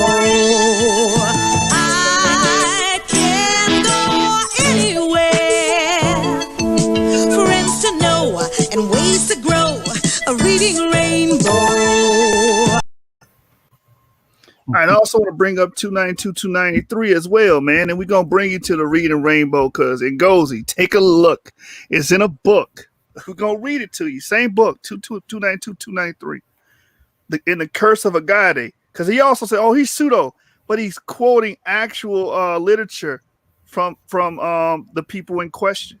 It says in the Curse of Agade, passages is the fact that the Meluhites are designated as the men of the Black Land. A phrase which closely parallels the expression the Black Meluhites found in the first millennium inscriptions mentioned above. For this similarity tends to indicate that the land known by the name of Meluha to the authors of the poem who probably lived sometime about 2000 BC. So what is he talking about when he's saying he doesn't mention that these people are black at all? What is he talking about? What the hell is this man talking about? And I can go to ancient Near Eastern texts, but for the sake of time, we're just going to deal with what he brought up. You understand? So, very egregious by our brother Ngozi. Team Osiris ain't looking too good around here, man, when it comes to reading books, man. You niggas is not looking too good. All right. Back to the video. He made it up. So that's. We just read the book. It goes, man. You the only one making stuff up now. At this point, you flash books on the stream, tried to flex real quick, and then you open up with this saying he didn't say nothing about them being black, bro. You lost. The thing I'm saying, he know how to remix stuff and concoct it and put it all together. But when you read the book, the Sumerians and their history. Yeah, if you would have read the book, Negro, you would have saw that it says that they were the black-headed people and known as the black people, man. Come on, man. I still can't get over the screen reflecting on his eyes, but he's squaring his screen black right now. Maybe he's talking about the Zoom out. Maybe talking about the Zoom. Ah, man, what the hell going on? He might not have had a round because he said we prepared this in an hour. You know. And Character by Samuel Noah Kramer, he's not saying that these people black. And he also made up a lie when he said agriculture comes from Mesopotamia. It does not. You can look it up yourself, all of the audience, because I get people to think for themselves. Look up Natufians and agriculture. Agriculture starts in the Levant. And before that, you can also type up 10,000 years. I think he said agricultural complex, didn't he? He said in the Levant. No, I'm saying when he was showing the agriculture in Sumo, when Zion Lexx was showing the agriculture in Sumo, I mean, if he was referencing advanced agriculture, then he would be correct. And I think that it did. I can't remember exactly what it mentioned, but when I looked at it, it gave me the thoughts to advanced agriculture because it's something it said. I can't remember what it was right now, though. You showing the channels and dams and stuff? Yeah, that right there you go. That's advanced agriculture. Natufians wasn't doing that. No, they wouldn't. But he just killed himself by saying, if you go before that, the Libyans 10,000 years ago, bro. Oh, no. The Natufian thing happened 13,000 years ago. Yeah, at least. Right. So I don't know what you off.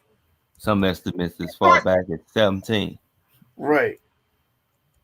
In Africa. And if you want to go out to Fred Wendell, you can go all the way back to Ethiopia, going all the way down. Even the boy Mark Bennell said that in Black Athena 28,000 years ago. And the genetic proof is haplogroup E3b. So if you know anything about haplogroup E3b, man, leave that goddamn mask alone, man. That's the sickness of what believers do. They play. No, this is the sickness of what idiots do that don't study. Because this whole time you've been claiming he's remixing stuff. We read the book. The book actually says they were black. And then you bring up this agriculture argument and you go to E3B, where the president of E3B was in Ethiopia. That don't mean that they automatically, and then the date you assigned it, 28,000 years ago, doesn't mean they automatically had agriculture. No scholar would make an argument like that. Well, we see the DNA here, and we dated it 28,000 years ago, so Ethiopia had agriculture 28,000 years ago. So you go back to what I was saying. Oh, go ahead. You got it, brother. What you were saying?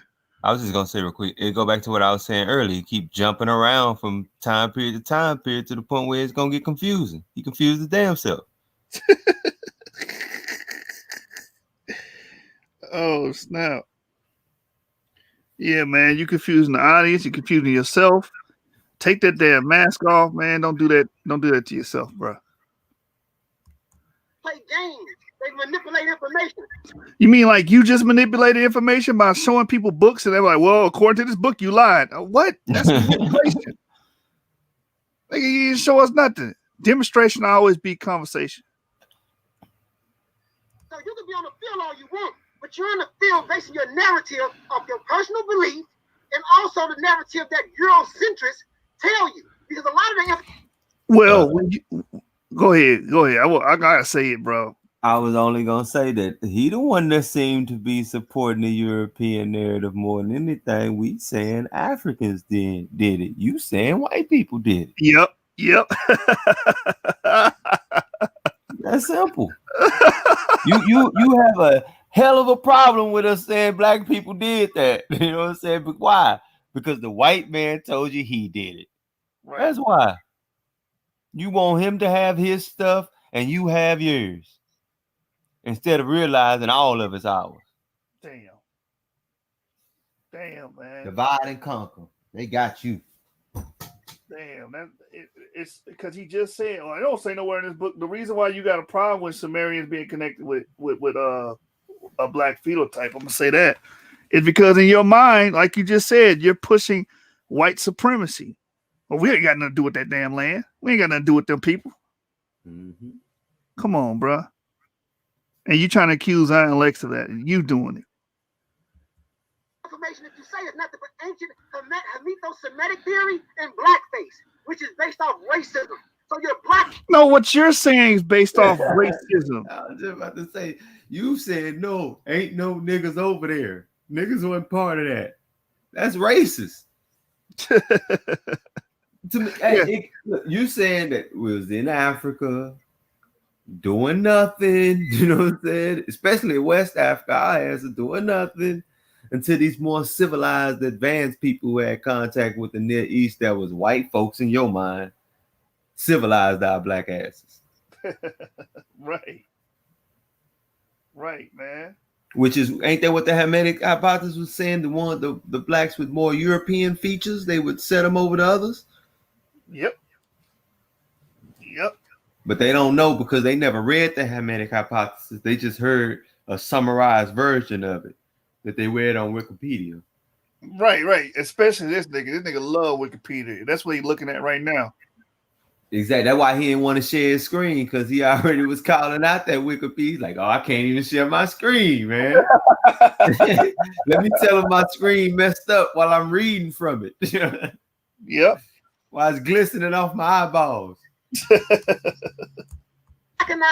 old racist arguments, and I hope that you don't use one of the other references that I know you're going to go into, who was a broad racist who disrespect Africa with all the cultivation that you see. You see Napata Playa forming astronomy.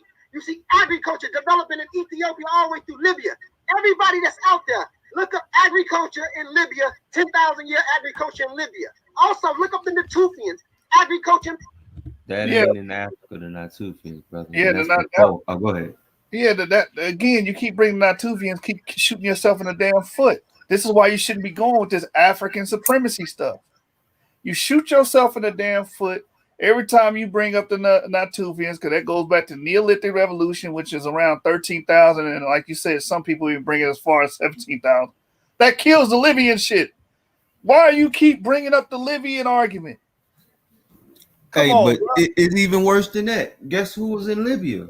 Asiatics. Yep. We got the Because proof. them ABs was just along the Nile Valley. They was going down the Nile, not in the north, not where the Asiatics have historically always been in Egypt, not the north, not the Delta, deep down the Nile. That's where they always been. All the archaeological record when we deal with skeleton, Multiman, all that's in the Nile Valley, deep in the Nile Valley. Wild animals and stuff. That's why Africa had more wild animals than anywhere else, because they was hunting and gathering for so long. Man, I'm trying to get this source real quick. Just crush him, because he's gonna bring up the Tafarat people. But where did the Tafarat people come from? You're right. Yeah, they come from the section that went south, and what they used to do is follow the monsoon and live a semi-agricultural lifestyle, and they follow the monsoon all around North Africa, through North Africa, up into the western part of Europe. Yep. Which is why our DNA is found all through the Mediterranean at that time period, because we went right along with them and spread agriculture through Southern Europe. Yep. And man, I gotta pull this up, man. I can't let this shit slide. Come on, Ngozi, man. And then you supposed to be the DNA guy too. That should have stopped you. That alone should have stopped you from making these errors. Well, I don't know why brothers want to make Africa this continent war and bringing Africa above everything else, man. The important thing is our people did it. Our people did it. That's all that matters. Yeah, it just so happens they did it first in Asia. Yeah, that's it. Which most older Afrocentric scholars, who they claim they give so much reference to, considered part of an extension of Africa anyway. Right. The Near East to them always been an extension of Africa. They've always been interconnected. I mean, we could bring up sources that show that the Middle East and Sub-Saharan Africans have always been connected since 13,000 years ago. But guess what? You ain't gonna find none of them skeletons in West Africa. Come on, talk to him. Cause I got this bang on my string that's gonna hurt this man's feelings. Oh, well, go ahead and hit him with it. I'm ready to see it off with his head. Let me get back to the StreamYard so I can close this out. Go straight to it. Hit that like button, man. Y'all sitting in the chat. Y'all sitting up here watching us, man. Y'all ain't hitting the like button. If it's 37 people watching, it should be 37 likes. Come on, man. And if you don't like it, you can hit that thumbs down, man. It help the algorithm too, baby. So you haters feel like y'all can participate too. Hit that thumbs down, baby. Yeah, man. Participate. Let's get this out here. All right, so this is Africa from the MIS 6-2, population dynamics and paleo environments, right? So it says, since the arrival time is not closely constrained by the presence of obvious antecedent lineages in the Near East, the ages of U6 and M1 probably depend primarily on genetic drift within North Africa and do not posit association with the Dabi unless plausible. I want to read that part to get the mitochondrial information. Let me go to the next page real quick. Watch this. The Ibero-Maurusians, because he's going to bring these people up later. He already brought up the Tafarat. The Ibero-Maurusian in the Maghreb dates to 22,000 years ago and overlies a nondescript MSA flake industry from which it is separated by a sterile layer of several thousand years, and which itself overlies the Eterian. The pattern with U6 and perhaps also M1 implies that the modern humans who made the MSA industries were not the ancestors of those who made the Ibero-Maurusians, but rather those autochthonous North African lineages spread from further east, most likely from makers of the diamond industry, when it ultimately Southwest Asian ancestry. Let me read that again. Ultimately, Southwest Asian ancestry. At least for U6, the source of M1 is unresolved. So when we look at this information, we can see it pointing back to a Southwest Asian ancestry. You understand? So again, what we've been saying for years is coming out with the investigation of archaeogenetics. And my thing is, he keeps bringing all these points, and I'm like, you're supposed to be the DNA guy. Shouldn't he be hip to this? No, he just know the phylogenetic tree. He don't know none of. See, he doesn't do interdisciplinary studies like what we're reading here, where they're looking at genetics, they're looking at the archaeological record together. You know what I'm saying? Like he just the phylogenetic tree. I know E1B1 gave rise to E1B1A, which and E1B1B. Like he know all that type of stuff. Oh, and this is the date that the stuff you can find on Wikipedia. He know all that stuff as far as phylogenetic tree, but he don't know nothing about what's the argument that's going on between the two right now. He ain't read none of them articles. He just picked his side and run whatever his side say. Exactly. And then look, I'm gonna read on. It says the fact that the Ibero-Maurusians is presently dated older in the Maria than in Cyrenaica complicates the picture, but may either suggest further reverse dispersals or exchange along the Mediterranean coastline. Alternatively, there may be older Ibero-Maurusian sites awaiting further east in this connection. So it's just even more clear. They're coming from Southwest Asia. They're populating this place. They're proposing that they were coming along the Mediterranean coastline to penetrate these areas. So this is the component that he got to look into.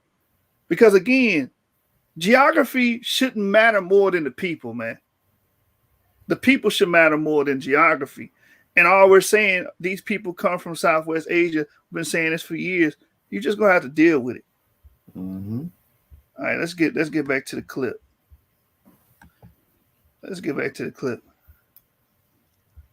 Can you? I'll debate Ngozi if he show up. Man, he gonna show up and do like he doing now, rambling, and then make everything about his feelings being hurt. Look, man, if I debated him on the same topic, it would have been a whole lesson on the Neolithic Revolution. I would have kept him there. You know what I'm saying? That's why I was like, man. But we're gonna see how Zion Lexx responds. I think his second round was his best round, though. Zion Lexx's second round, that is. All right, let's get to it. Then look at their paternal markers, E3B. He cannot get past that. If he can't get past E3B, none of that is nothing he can say. We know that the Tutsians were genetically connected to the Ibero-Maurusians. So what I'm saying is he's playing. He brought up the Ibero-Maurusians. Where did the Ibero-Maurusians come from? Southwest Asia. Games. I just showed a zoo. That zoo wasn't from no Wikipedia. He made that up. That was from a real actual article. He made that up to put in his narrative because he knows he's losing. He has no legs. Does he understand that pastoralism and domestication started in the Near East? I don't even think he's talking about a zoo. I don't think he understands that at all. And this is why he would have got dog walked in. Either me or you. We pretty much this is all we talk about. Yeah. We read on. We had a lot of articles backing us up, a lot of books backing us up, and we pretty much bounce ideas off each other all the time pertaining to this subject.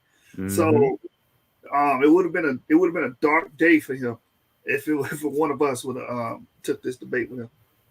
I don't know who the Sumerians are. It says it right here by your boy Samuel Noah Kramer. Where did you get that they were Africans from? Where did you get that from? You made it up, fam. So you're showing your age. You're deteriorating in the brain, fam. If I'm behind my ears, you're deteriorating in your brain, bro. You shouldn't even do that. So you can say all of this slick jazzy stuff, but that wasn't no wiki stuff, bro. But I will continue on saying, and I got more. He keeps saying it wasn't no wiki stuff, but you did have wiki articles. Hey, no, I'm gonna let him do it to himself. I ain't even gonna say that. Slides, and I tried to bunch it all together. That's what made me late, damn near 30 minutes, because I was trying to bunch it all together. It's so much stuff that I can show how African civilization developed. All those people, even 6,000 years ago, the pictograms and all that. Getting hype don't make you right. Egyptian hieroglyphic. You can see it. Most of their symbols was based off their environment. The symbols of the animalistic or the zoo type that was around them. They don't get right from nowhere else. Most of you go to Gunter Dreyer, ancient Egyptian hieroglyphs. Gunter Dreyer, when he found the tags with the Scorpion King name on it, they had prior civilization and prior development prior before that. He stretched the time 200 more years. He went 5,200 years. Not to mention the proto-phase that you see in ancient Egypt right now, which goes back 6,000 years. All of the zoo type and hieroglyphics come from Africa. It's nothing from Mesopotamia. He made that up. And like I said, when the Akkadians, who were African cousins because they were Afro-Asiatic Semitic speaking people, when they went over there and took them Sumerian shit, they took their wedge language because it was a good method and skill for keeping up with resources and tab in exchange. So while you're trying to be slick talking about I'm acting young behind my, you acting old, bro. You 41 years old or 40, bro. You young, but you acting old, bro. Because it's like you see now that you put extra stuff and stuff that's not even there. You just use a racist for your whole narrative. This dude say something about they have ties with Arata, the Caucasus, people in Ukraine. They not no damn Sumerians, fam. Why would you do that? I mean, they not no Africans, I'm sorry.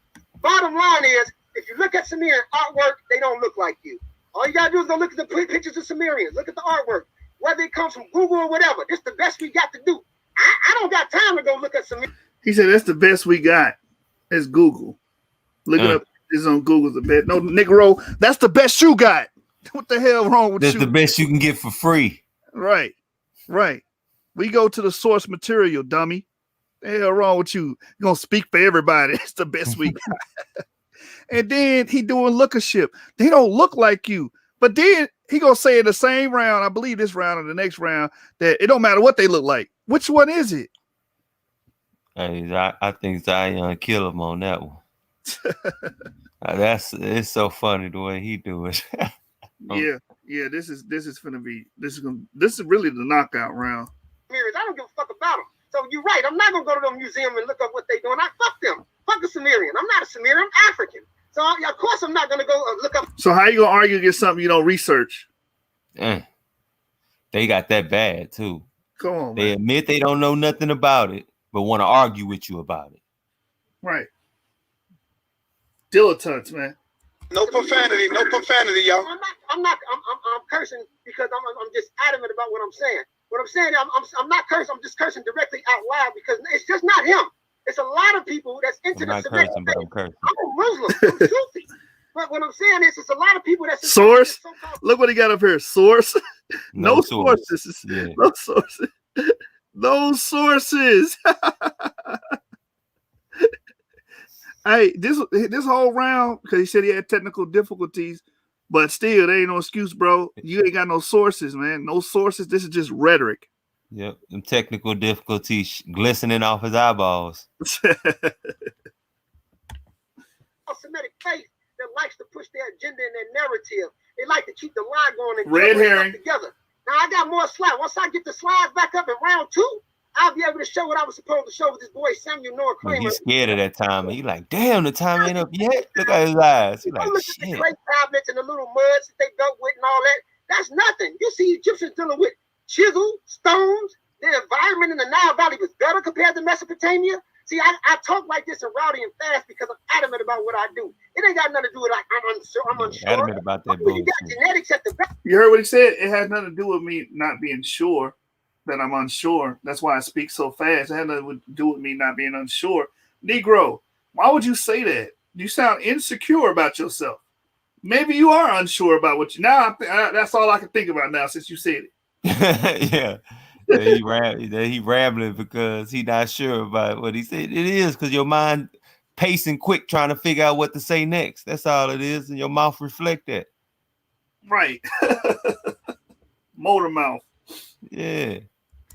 Face, you're winning, and that's the problem. When you start dealing with genetics and you throw it at people's face, I don't care what language you're talking about. I don't care whatever.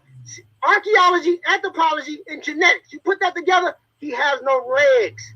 There is no case of these people being us. Now, you can talk about the Proto-Ubaid people. They're related to us because the genetics is there. I'm going to show that. But when it comes to Sumerians, we don't know who the hell they were. We don't know who they were. And they look like bald-headed white men. And I'm going to show, he also like to say Cushites and Sumerians. I'm going to show the compare and contrast between Kushite art and Sumerian art. They don't look alike, fam. They don't look alike. So they're not us. And it's a disrespect for anybody to try to make it seem like somebody came from somewhere else to advance Africa. Like we were just sitting around in huts, stupid, the racist narrative, and tell some Mesopotamian AB haplogroups were.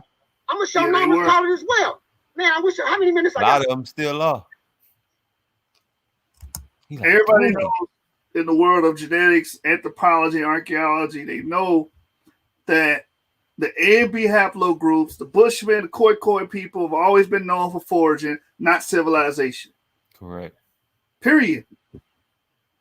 We don't have any dung huts and stuff. We don't have any archaeological evidence or archaeological visibility, as they call it, of them doing anything else until we came in there.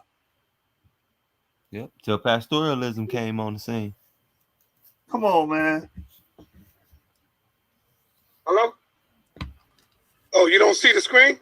No, I can't see it at all, man. This all right, you got a minute and 20 seconds. Man, I'm going to show this right quick, man. Yeah, I keep putting it up. You can't even put me on pause, right? You can't put it on pause. Yeah, go ahead, pause. Hurry up. You got to go. You got to go, though. I'm about to say, yeah, because it takes forever to do nothing.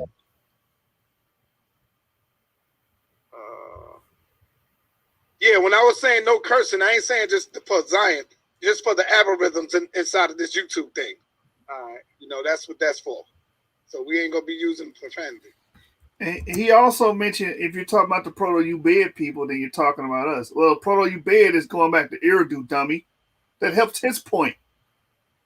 That helps his point, man. You don't know. Eridu, these niggas be killing themselves.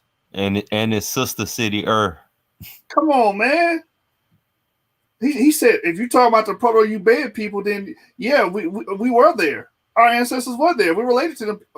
Duh, nigga. those are really the Sumerians. I mean, the other people we find and stuff are mostly Akkadians. When you get past that period, you talking about when the Akkadians come in and take over. Right. This nigga daggered his own goddamn self, man. Japanese style, man. You know how them Japanese samurais kill themselves? Mm-hmm. That's how this nigga just killed himself in this debate. Seppuku, they call it, whatever they call it. Yeah, when they get on their knees and take the knife. Yeah. Stab themselves in the stomach and cut it across and gut themselves. Mm-hmm. Nigga just did this on live TV. I fight myself with trying to hold back on that stuff, man. I actually didn't. I want what I want people to do. I want people to go to Narmer's Palace. Time start. What I want people to do in round 2 it'll be done when he's talking. I'll fix it. But I want people to go to Narmer's Palette, and I want you to look at what's going on that palette.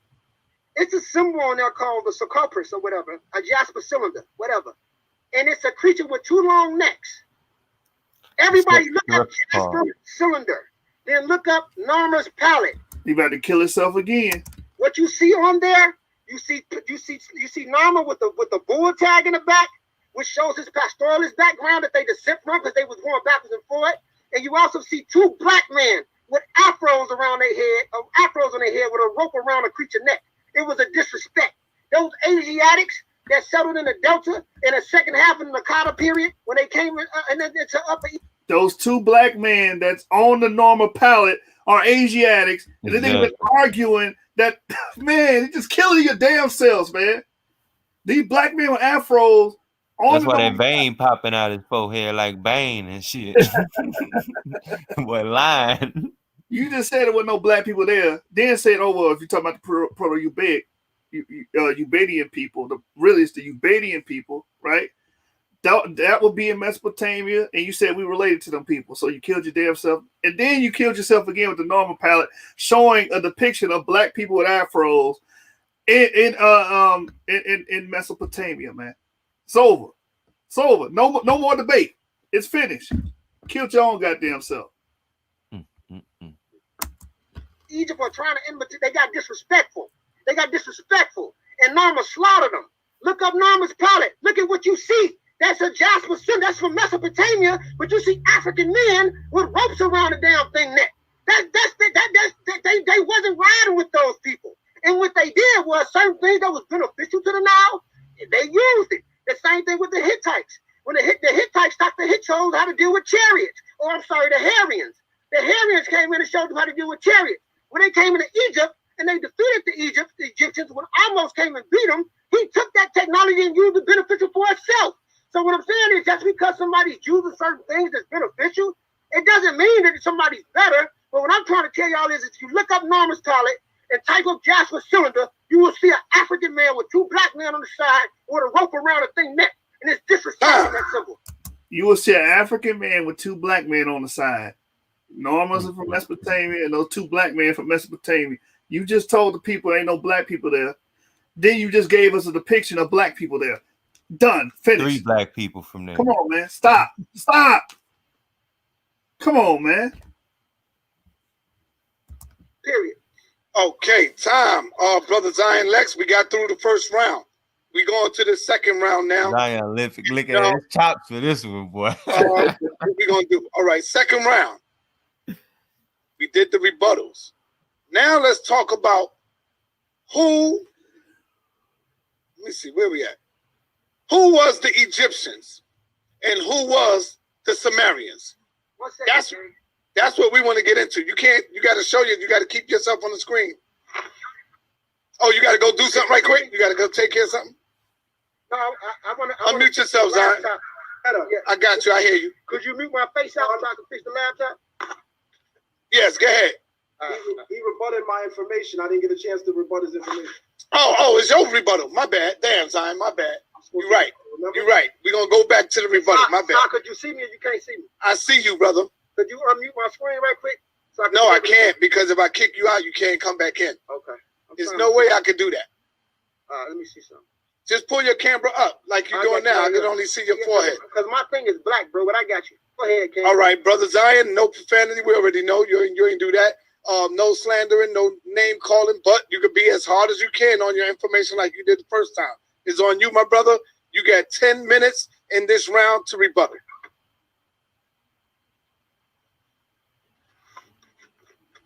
Sarnetta, with all due respect, I love and appreciate you, brother, but please don't ever disrespect me with such a debate like this. The brother just went a whole 10 minutes and didn't show a single source. That's what we doing? He came up with a whole fake forgery story that his screen ain't working. Who don't know how to work Zoom in 2020? Come on, Sarnetta. Who don't know how to work Zoom in 2020? Then you could tell he ain't thinking right because he got the mask over his nose. So he's breathing the carbon dioxide and it's flooding his mind. He can't think properly. So he's overly emotional. He's going crazy. He can't figure nothing out right now. Sarnetta, please, with all due respect. I just did it. Don't ever disrespect me with a person like this again. You talk about he come from a team that say source up and just did a whole round 10 minutes. Didn't show a single source. We freestyling. Oh, it's in this book. Believe me. This is a wet behind it. You wet behind both ears, and you rebreathing carbon dioxide. Take the damn mask off your face. Here we go. Who are the Egyptians? We are at the artifact lab of Penn University. I'm pretty sure the brother can't get in Penn University because a prerequisite to get into the university is not be overly emotional, not be wet, and also to be able to have some common sense, which I think the last 10 minutes shows ain't too much common sense going on that side. This is the artifact lab. This is where they examine on a genetic level the mummies or the Sahu in ancient Egypt, as well as many other physical or biological structures. But who got access to it? Was Ngozi here or was I here? He's talking about genetics. Genetics what? We ain't never seen your work on genetics. We saw you flapping your gums, beating your mouth. We ain't never seen you demonstrate it. But I'm going to demonstrate a little bit for you, Ngozi. I'm going to help you out, young man. Penn University Science Lab, Ancient Egyptian Sahu. They found European DNA of Egyptian pharaohs. Now, let me first say this. I disagree with that.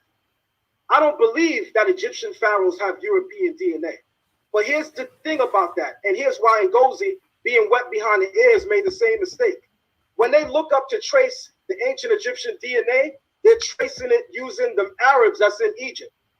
They're using the Arab DNA in Egypt and comparing it against that which is found in the graves in Egypt.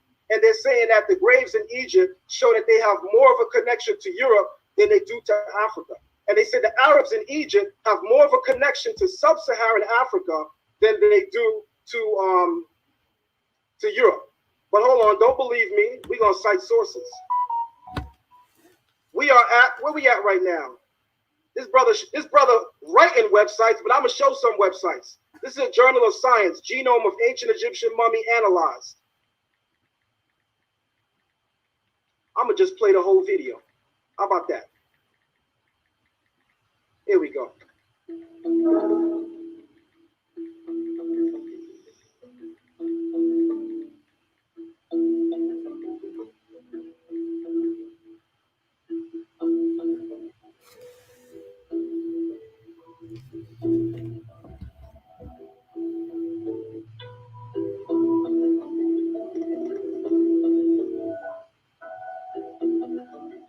Here's the flaw.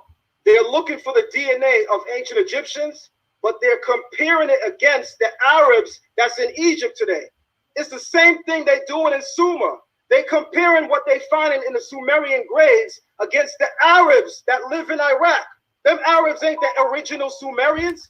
I know they're Africans. You got the wrong conversation and the wrong brother. I done did 30, 40 videos saying that the Sumerians are an African civilization.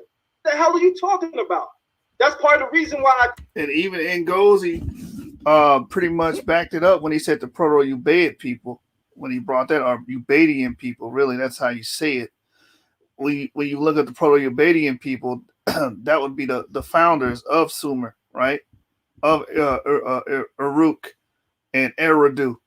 You understand? So if you concede to that, then you pretty much open up the floodgates to the possibility that these people were black, or what you call quote unquote African, which it's just a classification of people. It ain't open up the floodgates, it's admittance. You just admitted it. You know what I'm saying? Yeah. When you say the pre-Ubaid people, hey, that's it, because those are the Sumerians. The other people you keep referencing to is the Akkadians when they come in. Right. But he's cool with being close to the Akkadians, but not the Sumerians, which is kind of, I don't know, man. I want him to explain himself on that, man. I'm confused on that point. Maybe he can add some clarity. Let me go back to the video. I told you, young man, that I didn't want to label the debate Mesopotamia versus Sumer, like you, Mesopotamia versus Africa, like you wanted to. I said I agree that the Sumerians are an African civilization, to which you had to, fall back. But let's play the rest of the video. The study found the mummies' closest relatives were in the Near East and Europe. Why does the study find that? They're comparing it against marshland Arabs. They're not comparing it against any black African. They're comparing the DNA test to marsh Arab Africans. Same thing they're doing in Iraq, looking for Sumerians. Hey, pause it real quick. Sumerians in Iraq. He right though, because like when you start studying these new DNA studies that they're doing in Africa and stuff since about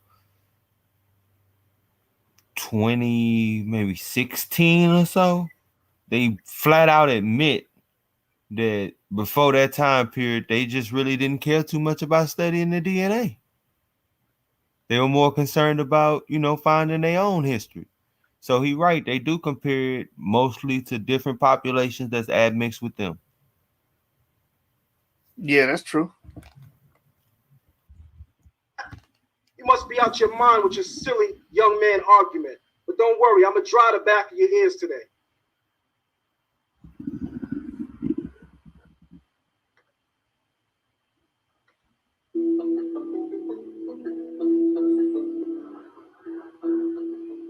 Watch this. Let me go back to that. Modern Egyptians share much more DNA with sub-Saharan African populations. They're talking about the Arabs. They saying the Arabs got more of sub-Saharan African DNA than the Egyptian mummies they dug up. But why are they coming to that conclusion? They're comparing it against goddamn Arabs. They're not African. Yeah, their clothes might be a little. You might be a little high from rebreathing all that carbon dioxide, brother. Take the mask off your face the next round.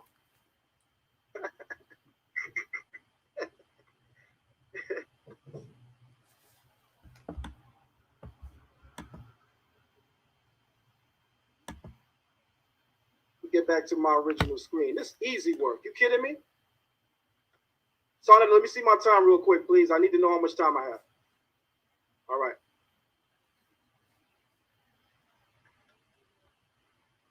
Sumerian DNA hoax. Marshland Arabs are used to trace Sumerian genetics. Just let me know when you need me to pause, Zion. That's it. All right.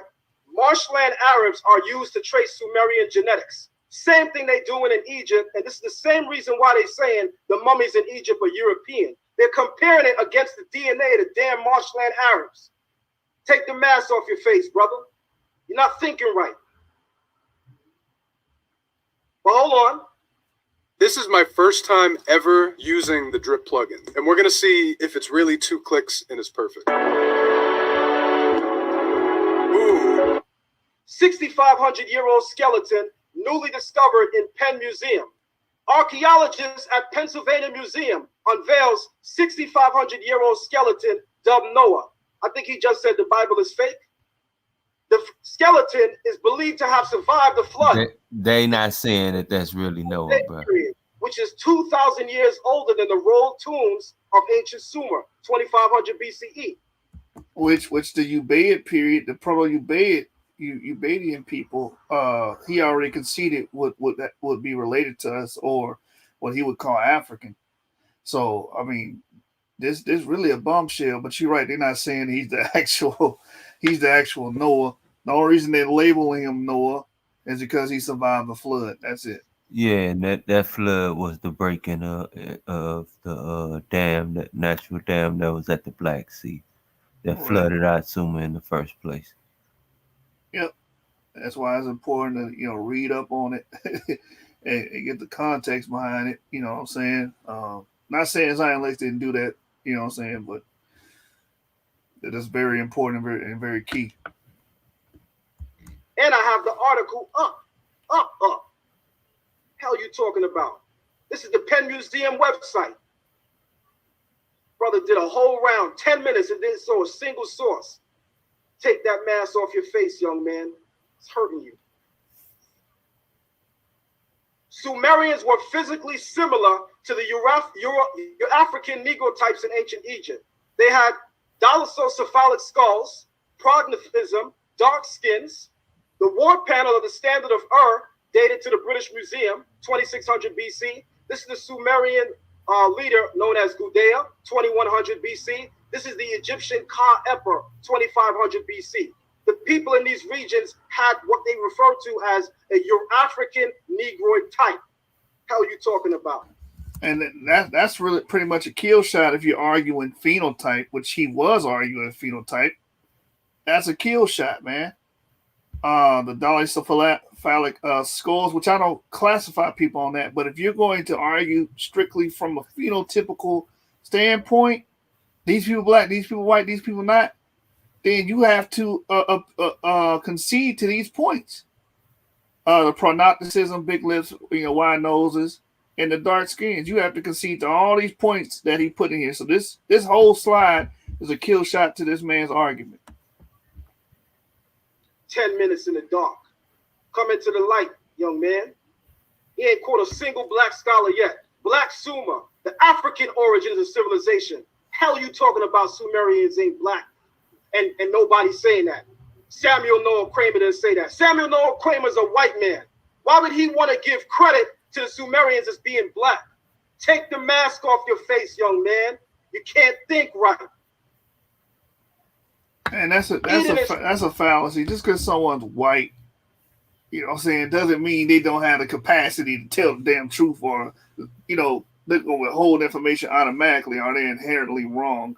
We got to stop doing that in the community. Why do brothers do that?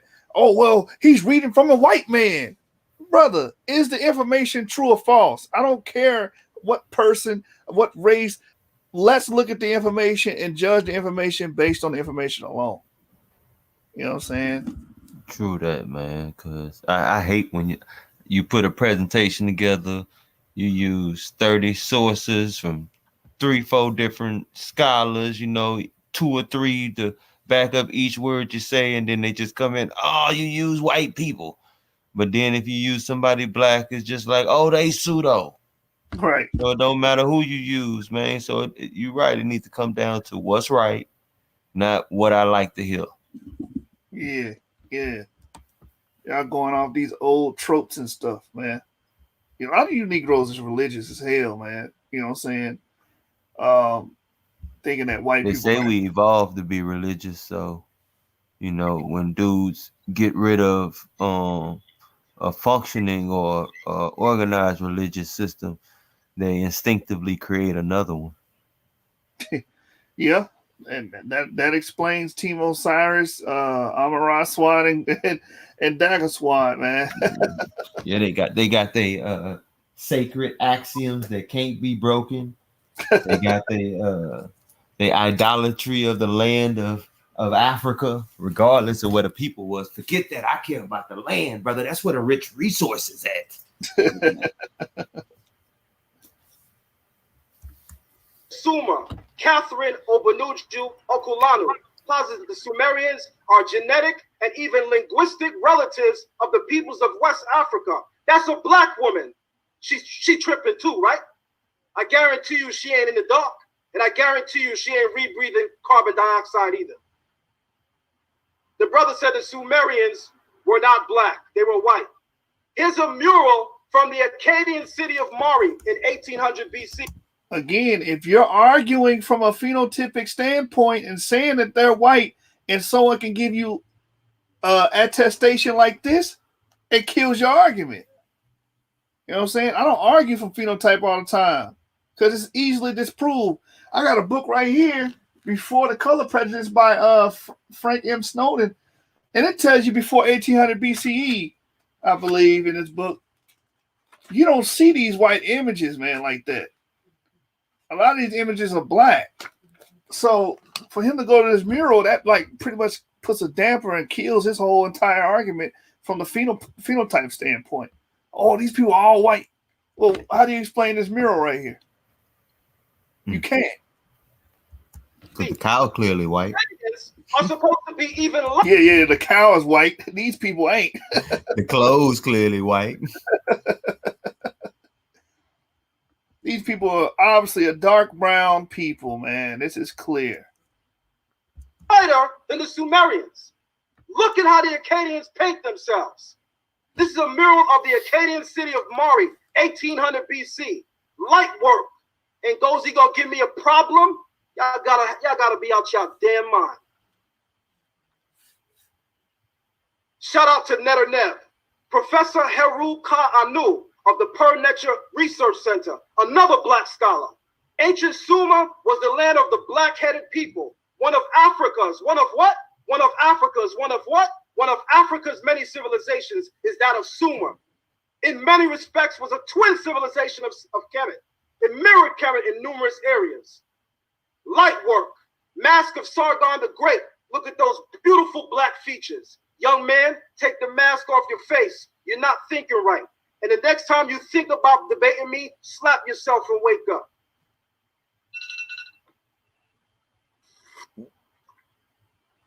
All right. And he read the black-headed part, which comes from the actual Sumerian literature and artifacts. That's what they designate themselves as. Exactly. That's key. All right, we're moving into the second round here. Powerful. Unshare your screen, my brother. Brother Ngozi, are you there, brother? Yeah, I'm right here. Okay. Who was the Egyptians and who was the Sumerians? You got 10 minutes in this round. Who were the Egyptians and who were the Sumerian people, brother? You got 10 minutes in this round. Time will start when you are ready. Uh-oh, you got your slides working. There we go.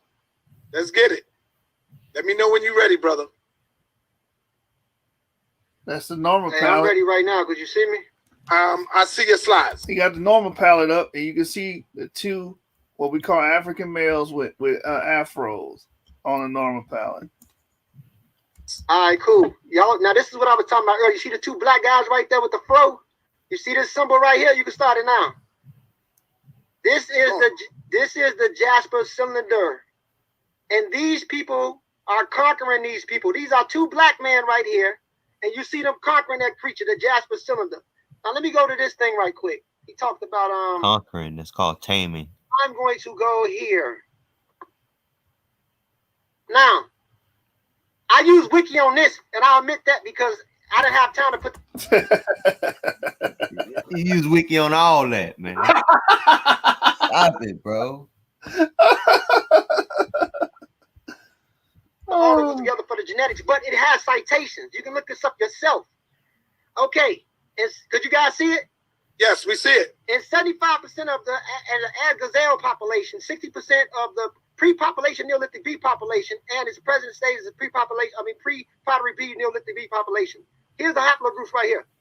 Now, I'm just using this as an example to show and prove my point. T markers are found in the Fulani people. You see the E1B1B right there at the top? Yes, we see it, brother. We see it. That's we see the whole page. We see it. Now, let me get straight to the point right quick. That article that he used, that's true. In that area of Egypt, that is around that was the Hyksos grave site, by the way. And you have to understand that most of that DNA was based off mitochondrial DNA. It wasn't based off paternal markers. They couldn't sequence it. Just like they sequenced Ramesses III, it was EM2 like we have. So what I'm trying to tell you is that most Egyptians to this day, at 60% of the population, is still EM78, which is a brother clade to EM2. You can look this up. I'm going to show you how they depicted Sargon on the History Channel or whatever. Of course, I'm agree with him on the EM78 because those people that we might say, oh, those people are Arabs, are what we call Arabs. They really genetically related to us, man, no matter how they look. And he going to say the same thing. But my thing is, if he knows that, then why are you making an argument strictly from phenotype then? That's because he has a religious disposition against anything we say because he feels like it may confirm, our quote unquote beliefs. That's silly, man. That's just silly. Deny truth just because you don't want to agree with somebody. Yeah, man. That's not now that's religious. That's a religious motive right there. Sargon would have been dark skinned because Sargon was an Afro-Asiatic speaker. So most Akkadians would have looked like this. But most of your Sumerians would have looked like this. This is a Sumerian, and this is one of those people from over there. Look at the artwork. Could you see it? That don't look like you. And that dude Goudia with that thick ass unibrow. You just said that ain't something that we carry. How you gonna say we don't carry a unibrow when Anthony Davis? Hey, pause real quick. Anthony Davis, one of the most famous basketball players on the planet, black with a unibrow.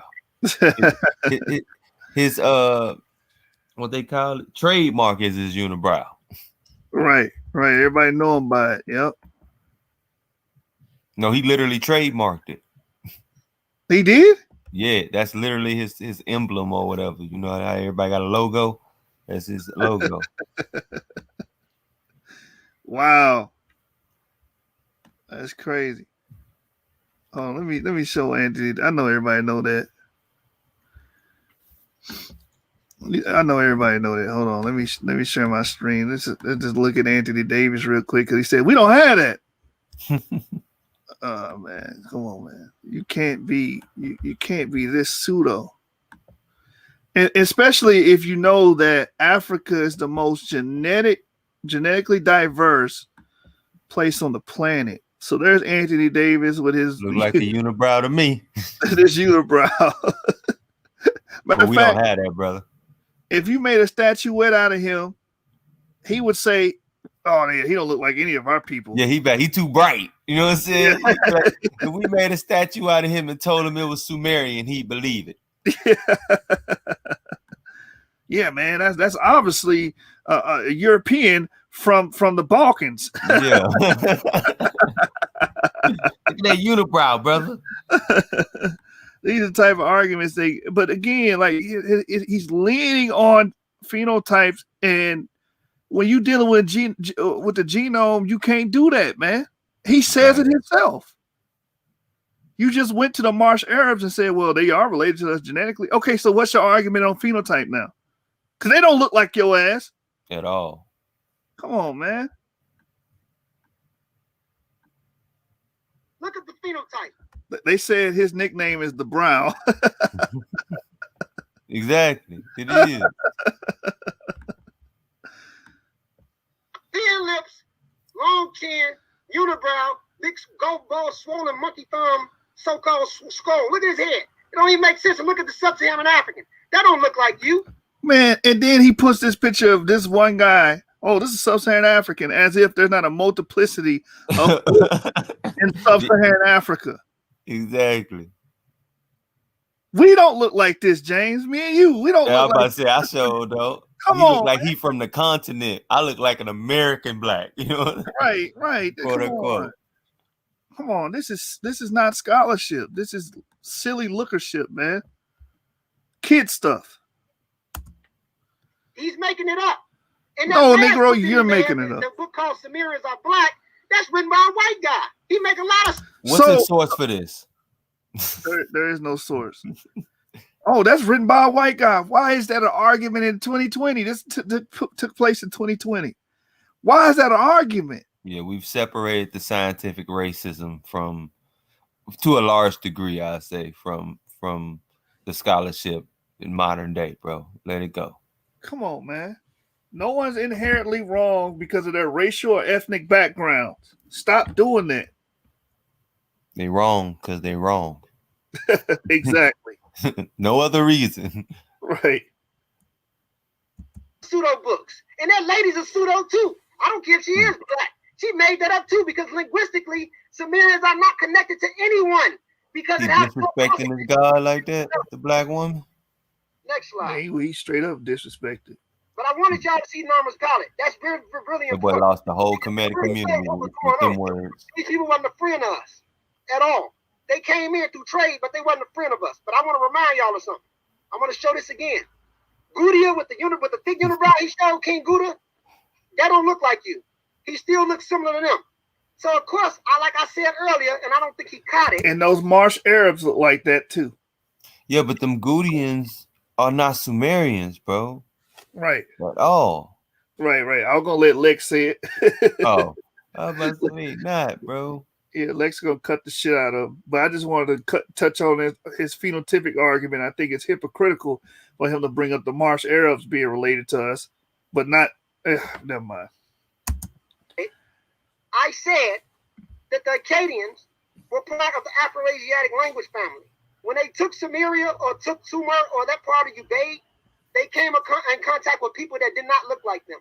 So some of the Sumerians was dark, like you can see right here, but they live in zone 2 on the equatorial water map when you look at it. In zone 2, most of those... He's all over the place. Some of the Sumerians were dark. Which one is it? First, they're white. No, they don't look like they're black. They black here. Then the Proto-Ubaidian people are people. Which one is it, bro? You all over the place.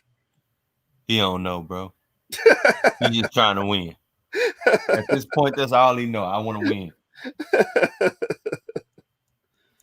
Asiatic will have brown skin. Just like I don't want to let Kansu down. Like to use this. Then you see these people, they got blue eyes too if you zoom in. These are Asiatics. Hixo, you see that right there? And he kill him on that. Right here. Don't they look similar? No, they don't. No, they don't look similar. No, they don't. And you just said they have brown skin. Do these people have brown skin? Is that brown to you? Like, you got to stop having these phenotypic arguments. At least have some kind of logic behind the shit. Come on, bro. So the Arabs is these people. Now, but you just said we related. Oh my God, man! You just said we related to them Arabs in Egypt. You don't know no more, bro. Also look this up. Modern Egyptians are not Arabs genetically. You can look it up. It's a geographical article. I mean, and they phenotypically look like those other Arabs with different haplogroups, which kills your damn argument on phenotype and how these people are supposed to look. Article that shows to prove that modern Egyptians are not genetically Arab. So what he said was he made it up. Dealing with DNA ain't the thing for you, fam. So yes, in that zone in Egypt, yes, they had mitochondrial DNA that was Eurasian. But when you look at the overall autosomal DNA, most of the Egyptians' components, it was a mixture between North African and Eurasian for a long period of time. But paternally, these dudes was predominantly African. So if you look it up, look up the mitochondrial DNA of the Egyptian mummies that they found, that was based off the woman's side. There was no paternal invasion. That predominated. And then when they sequenced 3 of the male mummies, 2 was J and 1 was E3B. When they sequenced the 2 brothers, I think their name is, I forgot their names. The mitochondrial DNA was EMA1, but the paternal marker, they couldn't sequence it because they said that it wouldn't allow them to sequence it. So all you gotta do is look it up. But if you look up modern Egyptian paternal line, it's still indigenously African, regardless to what they look like. But when you look at these... Whoa, what you say? What you say? Regardless to what? Regardless of what they look like, that's what I heard. How you gonna have an argument against the Sumerians on how they look like, and then say, well, we can be related to anybody, regardless of how they look like? Like, shut the fuck up at this point. Like, you killing yourself. Excuse my language, family. You killing yourself at this point, man. Japanese samurai style. Like I said, he don't care. He just want to win, bro. And sound good. Look at them. Get closer to it, everybody. They got blue eyes. Some of them got blue eyes. But he's saying no sources. Come on, bro. I also want to show y'all this. I never got a chance to show this. When it comes to the so-called other population of the Natufians, most of the Natufians had Kirby shells they use in their eyes, and this is their artwork, and that guy right there is a reconstruction. When you look at the Proto-Ubaid that brother Zion tried to show before, you also see the Kirby shells, the trace that the Natufians had. And then when you look at this right here, the 2 little that little images that you see sitting on the floor, they also got the curry shells. If you look at the top, you can look at the timeline where specific markers developed before other populations came in from Iran. So what I'm trying to say is that when you say people are Arabs and they're talking about sub-Saharan Africans or the sub-Saharan, that's not true because they basing that off mitochondrial DNA. They're not basing it off no paternal marker, bro. You made that up. You made it up. No, he cited an article that talked about it. He didn't make it up. I tried to show y'all this earlier, the guy that he used from this book. He also used another racist, but he ain't gonna use them today because they done beat it up already so many times. Show the rest of this crap. What's this right here? Oh, no, I ain't gonna show that. You see that? These are the people that get raised. While he pulled that, I'm gonna put on the screen. 2008, an Egyptian autosomal DNA found in the Natufians have a mixture that we're related to Western Eurasian and Africa, as well as small sub-Saharan Africa. Look at how he looks. Showing affinities, which means similarities. So how is his argument on how dissimilar we are? The of East African and look, may have been associated with the spread of Y chromosome haplogroup E. Here's the citation right here. For those Let me give you another one. Wiki, type 53. Just type it on there. You see the citation and take you to the article. Didn't have time. Yeah, I rushed through this. Because I do this naturally. I rush through this. Here's another one. I want to keep the flow going. But look, yes, most of those books that the brother look at all these Egyptians. The bottom line is, when you look at the Marsh Arabs, I'm sorry? 3 minutes, because you can't see the when time. When you look at the Marsh Arabs that live south that he tried to use and tried to debunk it, they have a genetic component that's actually subtly absent from the recent Arab population. They have older clines. Their Y chromosome is J, which is most commonly found in Iran today, but it's a different type of subclade that you found. I'm gonna pause it for a minute because he made an argument on how these people look, and then he contradicted that. This is how those people look that are genetically close to us, right? Look at these different looks. So he killed his own damn argument. Because if you're saying it doesn't matter how they look, they can still be related to you, then even if you brought up that somebody was white from Sumer, that doesn't mean any damn thing. Because you said it out your own damn mouth that it doesn't matter how they look. You said that, not Zion. You did. All right, back to the video. Modern day Arabs. A whole nother subclade. You can look this up. Also, type up Indian merchant The Indian merchant DNA found in Mesopotamia. That also showed that some of the Sumerians had a Dravidian component in them, because a lot of these people came from through India before the Harappa civilization, or a little bit after the Harappa civilization, because they were trading, and some of them came from the northern zones. But at the end of the day, they wasn't Jew. And I mean, it's obvious. The unibrow, all that. So when he said, I already covered Sargon being more like us because of his language family, I don't even have to keep repeating that. Bottom line is he made it up. So when you're dealing with the DNA overall, and you're looking at the morphology, that's made up because a lot of that stuff is outdated. When he said that the skull was similar to Negroid, it's not. It's not similar to Negroids. They don't even. You can't even. When you look at the base of the protruding jawline, it doesn't even have a protruding jawline that's labeled as pronatheism. You can look at it. Most of the Egyptians, even in they admixture, phenotypically, based off the rectangular orbit around an eye socket, looking at the protruding jawline, or even looking at their skull shape, even with being subtly mixed, they still were predominantly African. And that's just a fact. So that's pretty much it. I mean, it's really, I mean, for me, it's really nothing that I can say. I'm just going to keep saying it over and over again because I'm talking in circles. Those books you use was pseudo. Yes, you are. Sumerian was pseudo. Written by a white guy. He's trash. That African woman that made it is trash. That's pseudo. He just saying they're pseudo. He's not showing you how they're pseudo. I hate when niggas do that. That's all sensationalism to get the crowd riled up, and if you got judges, get them riled up. Oh, well, you use the pseudo source. Nigga, how do you know it's pseudo? How the hell do you know it's pseudo? You got to show and prove that it's pseudo. In the debate, you got to demonstrate. That's it. Nobody want to hear you bring out claims. You got to prove these claims. And furthermore, man, Zion got the round 2 clear because you had technical difficulties or whatever or what have you. And Zion had a strong round 2. And what he finna bring out round 3 gonna smack you all around too. So if he went round 2 and 3, that's the debate, bro. It's not, it's not even debatable, man. I couldn't even wait to get to the damn round to his like round. A playground bully, man. Yeah, come on, man. Stop it. And overall, it's all bogus. So, I mean, I don't care who you use. The people not accredited. That white dude ain't accredited. He got another book called Original Hebrews was Black and another book called Original Arabs was Black. That's all crap. Not an argument. But don't get into genetics ever, bro. Because I will show these people how to deal with this. Not either. Regardless if it's coming from Wiki or whatever. You obviously ain't studying these populations. It's showing a genetic trail. It's showing an E3B. You're not seeing none of that. You're not seeing none of that.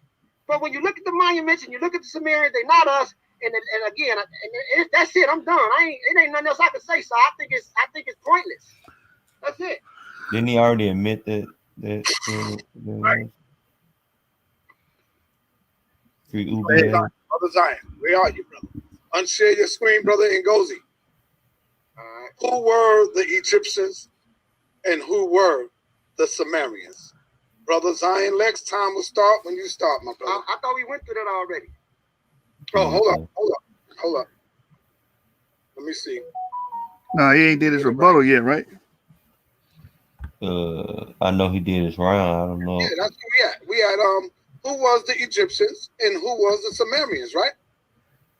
It's Zion go now. Zion didn't go yet. Zion already did his. What we did was the first round, which was civilization. Who started civilization? No, remember he just showed the lady book talking about they were sub-Saharan African and was that the first While they're doing that, I'm gonna remind the audience the modern Egyptian DNA, the mummies that they found. That we are well within our right to review this information under the Fair Use Act. All right. Unmute yourself, Zion. So under the Fair Use Act, we can add commentary, criticism, news reporting, teaching, and scholarship and research purposes. Yeah, we already presented our second round information. Yeah, that's it. Now we can get the questions. No, I got to rebuttal you. You rebuttal me now. Go ahead, brother. Go ahead. All right, go ahead, brother Zion. It's on you to rebuttal. One moment, brother. Let me pull up my stuff. I had to update so I can show and prove that he made a lot of false information just now. All right, unshare your screen, Ngozi. Go into my email and give him this work.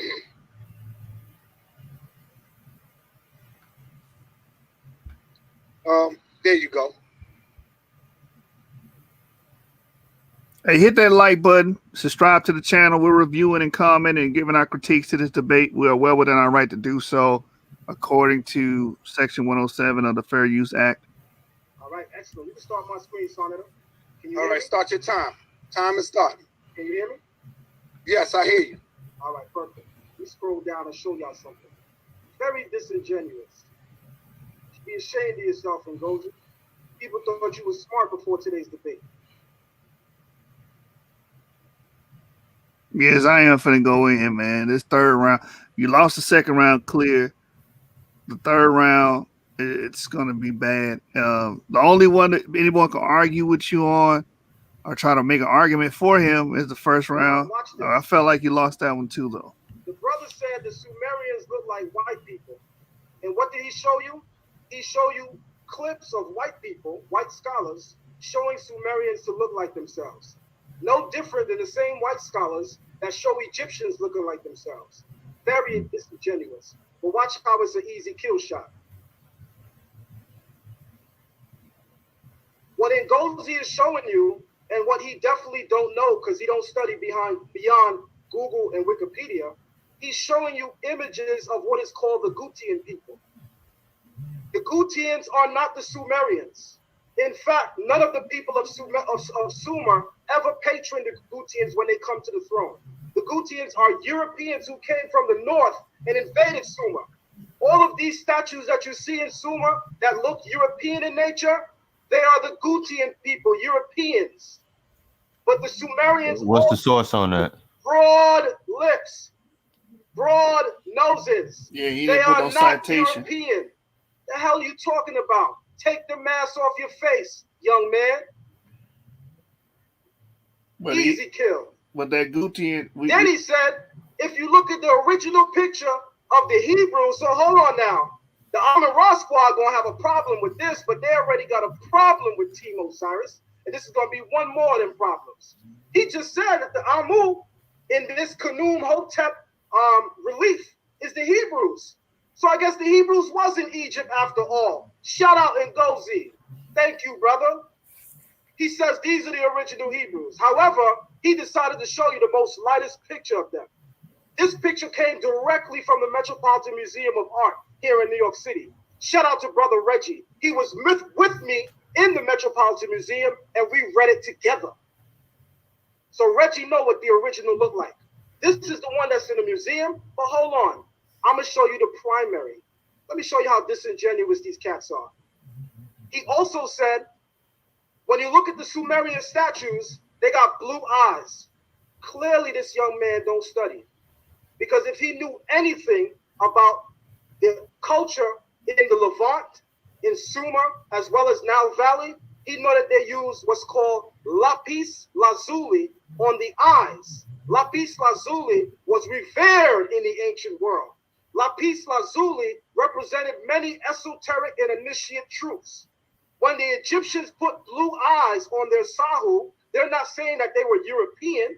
Lapis lazuli was valued as something out of this world. It showed our connection to the ancestral realm. It showed our connection to things that I need a source on that too. The physical, i.e. the metaphysical. What the hell he talking about? You don't know nothing, young man. This sahu right here is an Egyptian. So why he got blue eyes, bro? Why she got blue eyes, bro? This sahu right here is Queen Nefertiti. Yeah. Queen He needs to cite all of these. She got blue eyes, bro. Zion, he should have cited all of these, or cited that quotation that he gave. But something just saying that, it connects them to the ancestral or the metaphysical realm. I would like to see a source on that. Yeah, me too. But from a surface level phenotype argument, because that's what he came with that last round. The fact that he's pointing out Egyptians right here as having blue eyes, that kills his whole argument. Well, these Sumerians got blue eyes, but I wish he would have just backed it up with a source, man. That kind of softened the blow. Like you said, man. I also want to say all the men in my family, when they get old, their irises turn blue. Yeah, I've seen that. I've seen it. You don't know nothing and you embarrassing yourself. Go dry the back of your ears. You gotta be kidding me. Egypt, Sumer, Turkey, all with blue eyes. They all have blue eyes? This is what happened when you just quote from Google and Wikipedia. And by the way, we definitely gonna make it clear that the brother used Wikipedia in a debate. You gotta be kidding me. Wikipedia got sources. Automatic kill shot. You killed yourself. Gotta be kidding me. Source up. This is the primary. This is the primary. Look at the color that the Egyptians are painting themselves. Dark brown. Look at the color of the Amu and the Asiatics. What black family you know that don't look like a mixture of this? Cut it out. Every black family ain't the darkest, deepest, deep sea blue like myself. Every family ain't brown. You have lighter people. Black people come in many beautiful colors. Look at Brother Sarnetta. He don't look my color. Look at you, Brother Ngozi. You lighter than the picture that we're looking at right now. You sound crazy right now. You lighter than the people you showing. Damn, you killing yourself. Easy kill. Gotta be kidding me. Then he said, this book the brother quoted is pseudo. Why is pseudo? What in the book made it pseudo? What did he point out except to say it's pseudo? So let me slow down. So let me see my time really quick so I can properly engage. Thank you. Let me slow it down really quick for the young man and break it down for him. The fact that he says the book is pseudo without telling everyone why the book is pseudo is clear evidence that he's full of it. He's full of it. Because if the book is truly pseudo, he will be able to go into the book by chapter, pull out that which is pseudo and tell you it's pseudo. Instead, he says, and a white man. Exactly. Which kills your whole damn argument. You actually thought that was a point. You understand? To show that it's pseudo, you need to pull it point for point and show the whole book being pseudo. That's crazy, man. He wrote it, so it's pseudo. I want y'all to check out that 95% of the sources he shared tonight were from white people. And Exactly. And then it's the double standard hypocrisy. 95% of the sources you show, maybe probably all of them, was from white people. But then you tell this man, oh, you quoting a white man. See the smoke screen game they play with y'all? I showed black sources saying that the Sumerians were Africans. I even showed white sources saying the Sumerians were Africans. And here he come with lookership, Googlepedia, Wikipedia. He done lost his mind. You gotta be kidding me, son. This is the easiest kill you ever gave me. And Ngozi gonna give me a problem. What we talking about? Basic arithmetic? I was looking forward to the brother talking algebra, calculus. He gonna give me a problem. You gotta be out your mind. Then he said, Catherine Ochalunu is pseudo too. Here's what the brother doesn't know. Let's pull this up live in class real quick. He says she's pseudo, right? Watch this. We're gonna pull up her accolades and we're gonna match it against brother Ngozi. Let's see who's really pseudo here.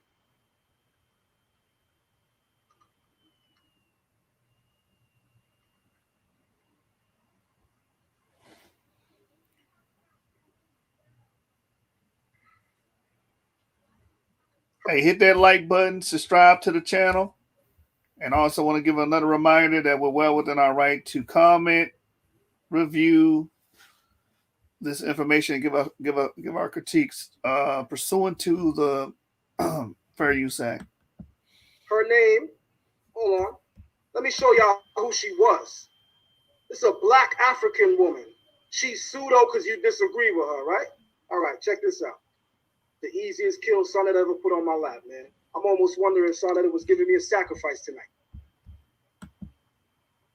Catherine Ochalunu, Nigerian writer, was a Nigerian writer, researcher, and former lecturer on African cultural and gender studies. She served as the former senior special advisor to the president of Nigeria.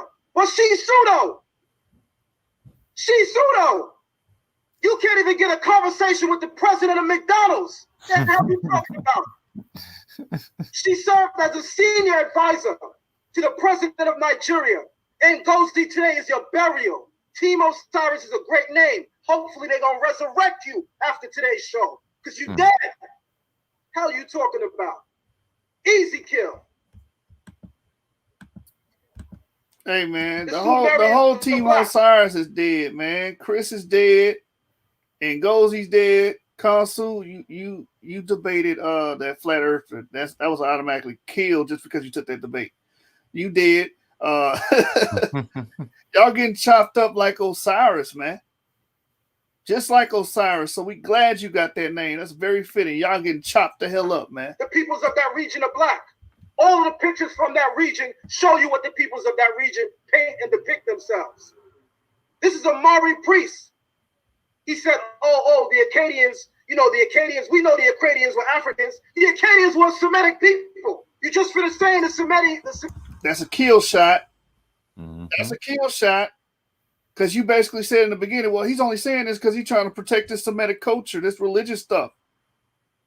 Well, when you say the Akkadians are African people, then you automatically acquiesce to the fact that they're Semitic. You automatically did that, man. Killed your own damn self. Semitic people, the Semitic Amu, the Asiatics are white. The Akkadians are Semitic. Look at them. Easy kill shot. Y'all gotta be kidding me. Don't ever disrespect me again. Easy. Easy. Matter of fact, son, what's my time? We're gonna stop the time short. Why overkill? He's dead. And that was enough to kill it because it was an easy argument to destroy. The brother was all over the place in his third round. He was killing himself with the genetics. And then it was strongly based on phenotype. These people with these unibrows. You understand? And he showed you the artwork. He gave you the pretty much all you need is the artwork when you make a phenotype argument. That's pretty much all you need, man. And once you say all these people are white, and he showed you one person that was fit to quote African or dark or brown skin, you lost. So you lost round 2 and round 3. You lost this damn debate. The only one anyone can argue, or only round anyone can argue for you is round 1. That's it. Yeah.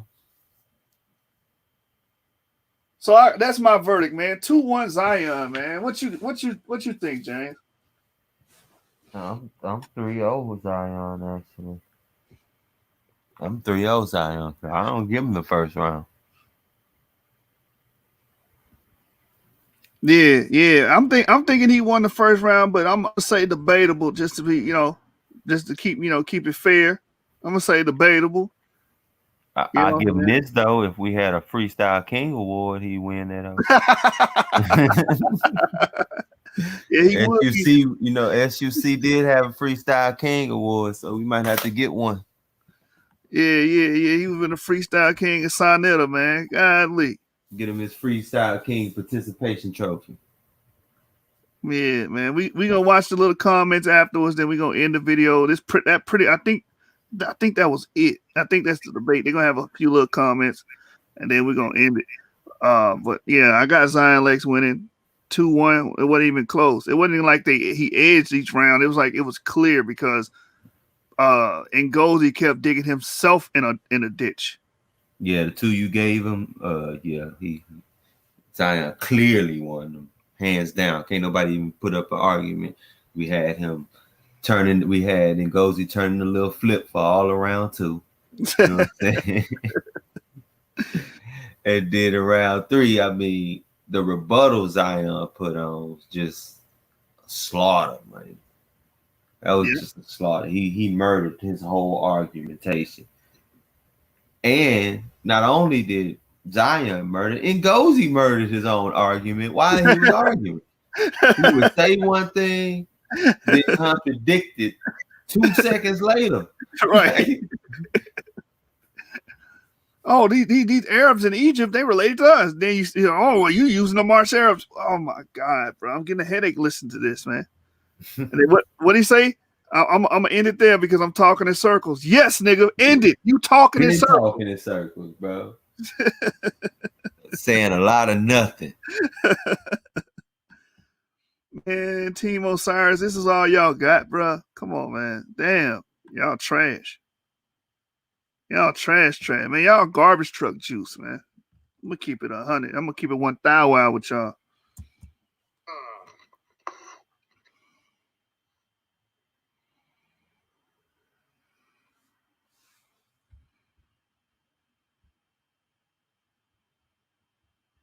Sarnetta, you there?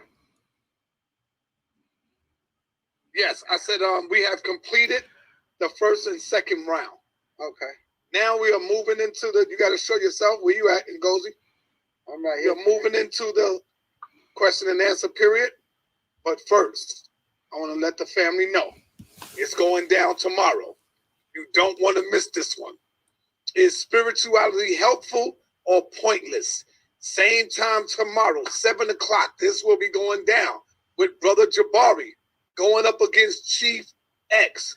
Man, see? Y'all keep calling us atheists. But I know Chief X take the same perspective of the other crew over there, for the next joint Friday. To close it off, the week, we're going to have Pastor Bennett going up against Captain Tazariak. Captain Tazariak is the challenger, so of course he will be going first for the next joint Friday. To close it off, throw into the GoFundMe. Ain't nobody threw a dime in there yet. Here's the link right up in there. Nobody threw a dime or $5 in the GoFundMe link. I don't get it. What's going on, family? What's going on? Let's show that love and support. All right, now, family. Before I allow Zion and Ngozi to engage the question with themselves, you know me, I gotta be the first one to bring the questions. Brother Zion Lexx, you hear me? I don't hear you. Where you at? Unmute yourself. Brother Zion, you hear me? Unmute yourself, Zion. There you go. Sir, yes, sir. What's up? Okay, when you were showing the diagram of the Arabs and the Kemetic people and the DNA, you were saying something in something like the Arabs share the same DNA or they got the same. Just to bring clarity, my brother, were you trying to make a point that the Arabs were the Kemetic people in Kemet? Because you were saying that they were, you were saying that they were more closer to the Kemetic people by showing the DNA. Bring clarity for us, brother. Definitely not, son. And I almost want to ask you what you was hearing, brother, because I know I didn't say that. But I know you didn't say that. That's what I'm saying. That's why I'm asking you to bring clarity. And you could go back to the picture if you want, when you were showing the DNA. Remember when you said that their DNA is more closer? What I said very specifically is European scholars are trying to claim ties to African civilization. Okay. When they go to trace Egyptian sahus, Egyptian mummies, they're comparing it against marshland Arabs, the Arabs that live in Egypt. And Ngozi just said the Arabs that live in Egypt today, they're African. I'm pretty sure the brother definitely didn't go to Egypt and see how the Arabs in Egypt are oppressing the black Africans in Egypt. He done lost his mind on all kind of levels tonight. All right, thank you for that clarification. Brother Ngozi, I got a question for you. Unmute yourself, brother.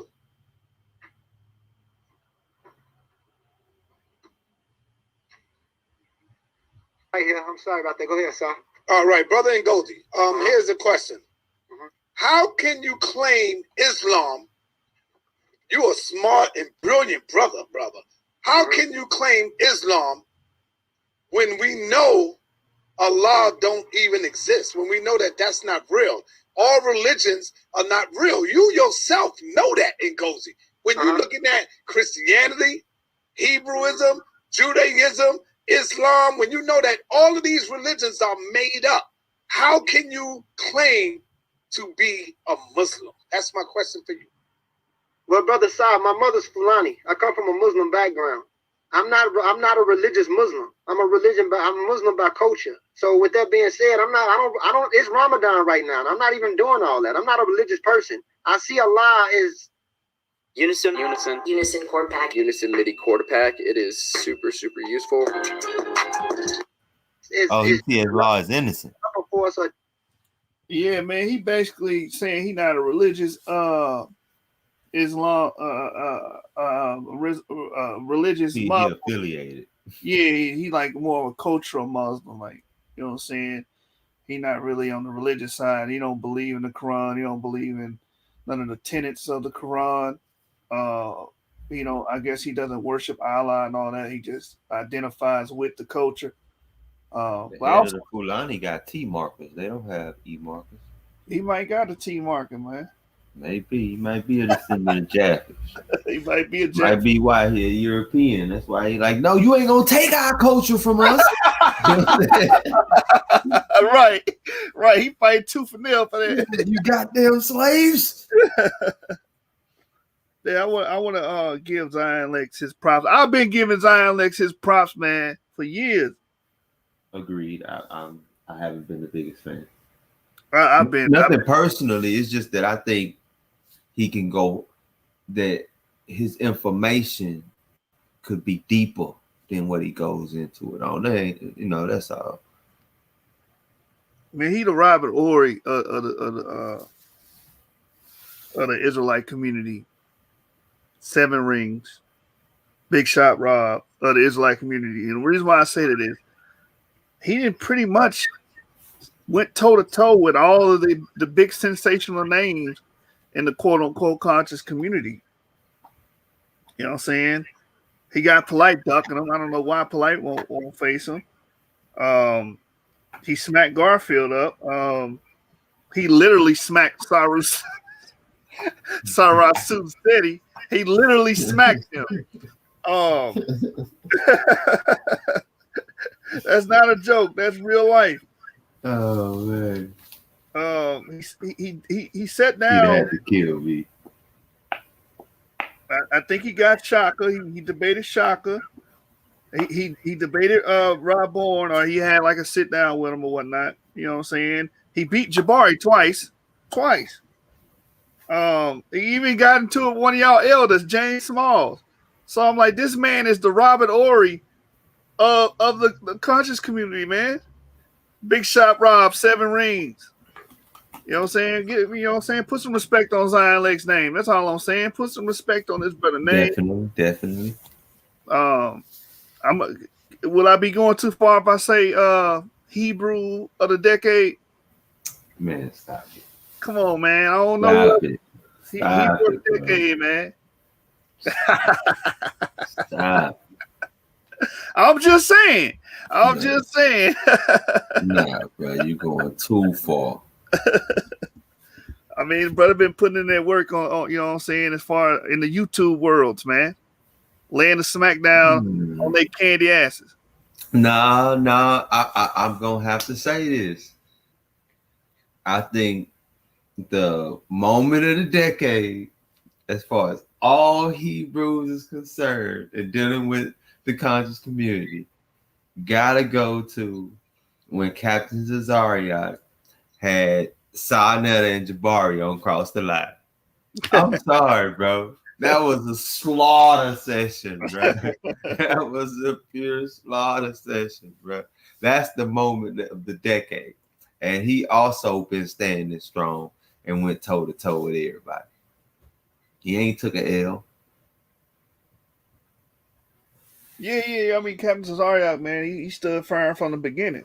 You know what I'm saying? He was the first to debate polite for the Hebrew community. So ain't no slight to him. I just, you know what I'm saying? I just been impressed with Zion's work in the debate realm. You know what I'm saying? Do I agree with everything the brother say? Of course not. But I think his style and how he's relentless, he's aggressive, assertive. I like that type of fighter. You know what I'm saying? He don't play no games with nobody. And he pretty much then called out everybody. You know what I'm saying? Polite, man. Quit ducking this man. When y'all gonna do that, man? When y'all gonna set that up? Why is you ducking this man? Been ducking is he still Polite still around? Man, he I don't know. He probably doing something in California. I don't know. You know what I'm saying? You know, I don't follow these. I'm outside the loop. I don't follow these dudes. Yeah, I was saying me too. You know what I'm saying? But you know what I'm saying? I'm just showing love to Zion Lex, man. He been putting in that work. There ain't no slight to nobody else, man. I've been saying this for years. Consciousness or whatever you want to call it. I'm not. You can drop a Quran in my face and I wouldn't care because you got a right to believe what you want to believe. So overall, I'm not a religious Muslim. I just label myself that because of my political ties with the continent. Okay. This brother said I got family in Africa, all through Algeria. I got Amazigh in me. I have my mother's Fulani. So what I'm saying is, I'm just using it for political ties. So I don't use it to say I'm a Muslim or none of that. Thank you. Clear. Good. Clear. Brother Zion, you got right now to ask Ngozi a question. Easy one. All right. First question I want to ask Ngozi is this. Ngozi keeps. Let's remember. Let's keep it respectful with everybody, with each other. Come on. No doubt. First question I want to ask Ngozi is, he kept referencing that he's going to show the people the normal palette. He's going to show the people the normal palette. Brother, you didn't show the normal palette at all. You kept talking. In fact, you was talking in the dark. When are you actually going to show the normal palette? The people would like to see it. We hoping that you will actually have the normal palette. But since you don't have the normal palette, let me show you, brother, the normal palette. There's a difference between grown men talk and young men talk. Young men talk. Where you at, Ngozi? You got to show yourself. Come on. Of course he ain't going to show himself. This is embarrassing right now. He going on Google talking about he going to show you normal palette. Well, family, here is the normal palette. People talking about, what you talking about? What's your question? What's your question, Zion? Are you going to actually show us the normal palette? He kept saying all night he going to show the normal palette. I'm sorry. What that question got to do with the topic, man? All right, brother Ngozi, you want to answer that? Come on, man. Hold on. Pause real quick. After my man just hyped you up like that, man, you gonna turn around and ask a question that ain't got nothing to do with the topic. Look, his face say it all, bro. I'm done. I'm gonna tell you, he been in a Sinetta too long, man. That's that. That's sensationalism. Yeah, and it kind of rubbed off on him a little bit, man. Hey, but he held it down. He still got his W. You know what I'm saying? Got it earlier. Yeah, on the slide. Yeah, you did. I showed the brothers with two afros with the creature around. Showed the jade. No, I'm sorry, that's the Jasper. Show yourself. Ngozi, where you at? You gotta show yourself. What I'm saying is, I showed it earlier. When I showed the two dudes with the afros, with the rope around that long creature neck, the Jasper cylinder, that's on a normal palette. So he playing games. That's how I know his brain deteriorated. I don't know. I showed it. I showed the two African men with a rope around the creature neck, and it shows it. I showed it. He showed the back of it. He showed the back of the normal palette. No Africa call themselves white. They call themselves squatters. That's what I'm saying. He don't know nothing about it. What they got to do with anything? I mean, he asked the question. No, I'm talking about what he just said. I mean, both of them tripping right now. As far as I'm concerned, I don't know what the hell they talking about. He said no African called himself white. I'm like, where did that come from?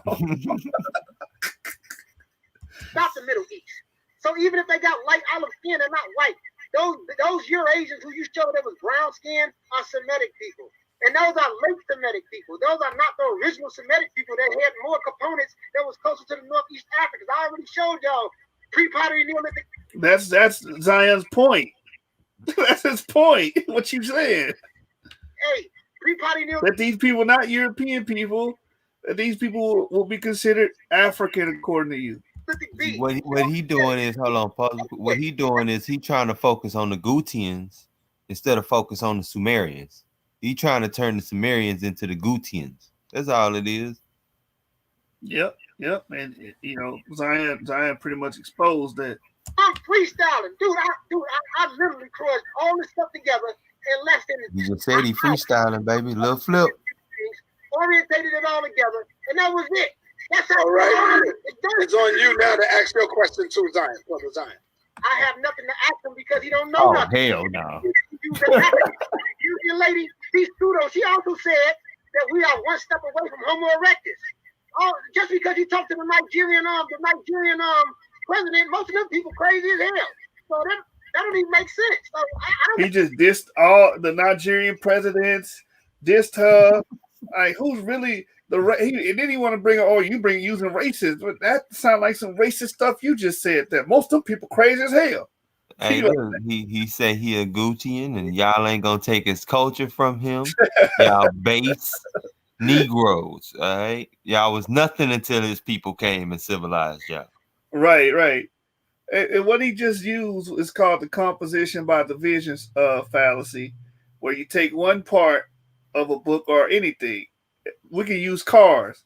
You'll say, oh, well, since the car's tires are made of rubber, that means the whole car is made out of rubber. That's the composition by division fallacy. You compose something by division, by dividing a section of it and say, well, the whole book's false because this one part says that Zeus came down and had sex and created Hercules. Do you agree with that, brother? You say, no, well, the whole book's false. No, man. No. I just disagree that's with false. that. Yeah, that one thing's false. Yeah. Them niggas don't know how to do that, man. Compartmentalize it, man. What the hell wrong with y'all? Or when they read one thing, a scholar will talk about artifacts and talk about historical facts. Then he will put his own opinion in there. And they would treat his own opinion just as valid as the facts. It's like, nah, that's his opinion, bro. I don't argue people's opinions. I argue facts, man. Right. Well, this person said, I don't give a damn. Yeah. So, what he got to support that? How did he build his model to say that's true? You know what I'm saying? Let's see if that's plausible. Not just, because he said it, that means it's true. They don't know how to ask those type of questions, brother. You know they ain't got no critical thinking. Skip the third grade, man. Got nothing to ask him. He's done. And no, I meant to show y'all the homosexuality in Sumer. And if I could show y'all that, them dudes are strange. So, I mean, it is what it is, man. All right, so with that, family, we're going to open up the phone lines. And remember, please, whatever you do, ask your question. Do not disrespect none of the brothers up here, and you will get a respectful. All right, I'm going to end it there, man. I don't see any point to listen to the phone calls or whatnot. Yeah. I will say that Ngozi lost the question around because he didn't even ask the damn question. he just declared victory. After that horrendous performance, this dude had the audacity to declare victory and not even ask a question. Oh, wait. I do want to go to the just that one part where Garfield told him. Oh no, your man's Garfield got on there and was bigging up what you call it, and your boy Ngozi lost his damn mind. Let me see if I can get it. For response. So we are now opening up the phone lines. Moderators, can you throw that number up in there, please? So I mean, it is what it is. A bit more on the gas per cylinder because I kind of like. Say it again. What's your name? Where you calling from? Peace. What's up? Yo. Study. I'm familiar with that study, and I disagree. Let me get the Garfield. My point is still true, though. You never showed the normal power. Now YouTube don't want to play it, but there's a part. They wanted you to play that ad, and you skipped over that ad. It's mad at you. See? Didn't show the certain part. My argument is that you didn't show the normal power. Now you're gonna get a chance to speak, and then right after you speak, I'm gonna jump in. So share what you're gonna share. No, my next 2 minutes, I want to show. Okay, Zion Lex. It would have been my. 3 in 1 moment. It's my turn. Watch this, Emily. And Ngozi, put your mic on mute. Got you. I saved the best for last for those who know how I get down. This is a video of Brother Ngozi talking with the Amun Ra squad almost 4 or 5 years ago. In the video, Brother Ngozi is going to say that the Scorpion King of Egypt is actually an Akkadian. He's going to say that the king of Egypt was an actual Akkadian. Watch this. This ain't my words. This ain't me pulling out something. you're going to hear the very voice of Ngozi. You're also going to hear Brother Ankh from the Amon-Ra squad laugh in the background, and he's going to say, huh, so the Scorpion King is Akkadian, huh? So the brother been arguing with me about who birthed civilization first, when the whole time he got a video saying that the original kings of Egypt were Asiatic. Watch this. Everybody listen carefully. Check meets mate.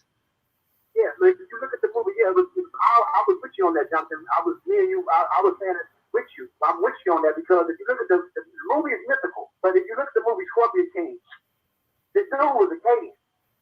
And then you look. Everybody heard that. He's talking to Brother Jonathan Smash Rockwell from the Amon-Ra squad. And he said, if you look at the movie Scorpion Kings, the Scorpion King is Akkadian. You're about to see why he's saying that. Listen carefully. But if you look at the movie Scorpion King, this dude was Akkadian.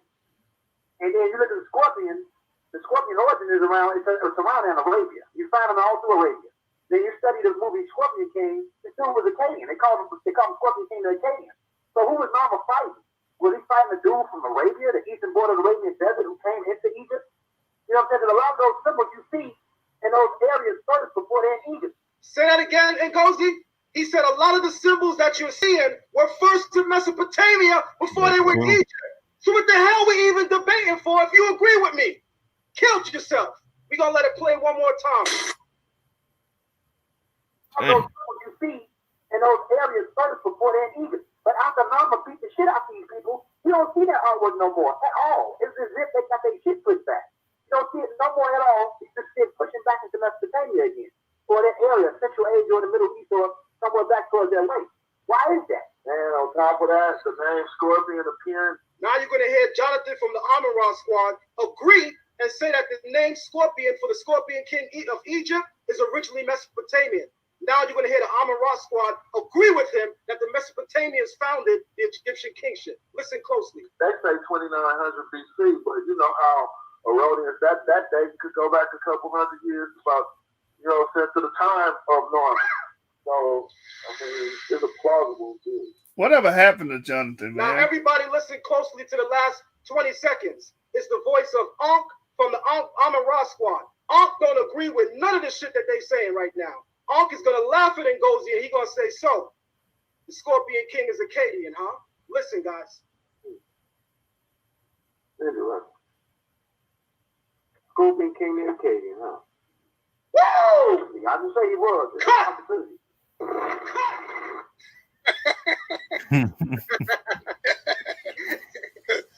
Oh, man. Hey, can I say something right quick? Nah, hell no. You said enough. You said enough. In the past, that the original Native Americans was black at one point, and they're not. That's old. Who cares? That was 3-4 years ago. So I don't care about that. So what? I said that. I also used to say just trying to win. Native Americans was Aborigines. So who cares?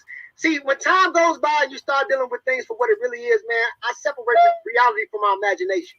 So yeah, I said that in the past, but I was wrong. I was a pseudo at that point. I was pseudo saying stupid stuff like that. So yes, I said that in the past, but it's not Still right. are pseudo. It's not right. Some things never change. Peace and love. It actually is right, but all right. Black Power family, what's your name and where you calling from? Is that Garfield? Hold on. Peace and Black Power family, what's your name and where you calling from? Hey, peace, man. This is Brother Garfield, man. Here you go. Tiger Squad. How y'all doing tonight, man? No. Ain't no craziness. All right, no crazy. Let's go. Hey, I want to say, first of all, we got to have a rematch. We got to have a rematch on it. There's no clear winner with this debate. What? One in the audience. I don't care if you like Zion. I don't care if you like Ngozi. I'm telling you, you got to have a rematch. Why you say? In my eyes, that's his way of saying Zion won. Exactly. Because if it was clear that his boy won, he would have said it. If it was even close, he would have said his boy won. Mm-hmm. Watch what he says. Say that, brother. Because if you look at it, right, trust me, I love how Zion came out. I love how Ngozi came out, but Ngozi being unable to share kind of swayed it more to Zion.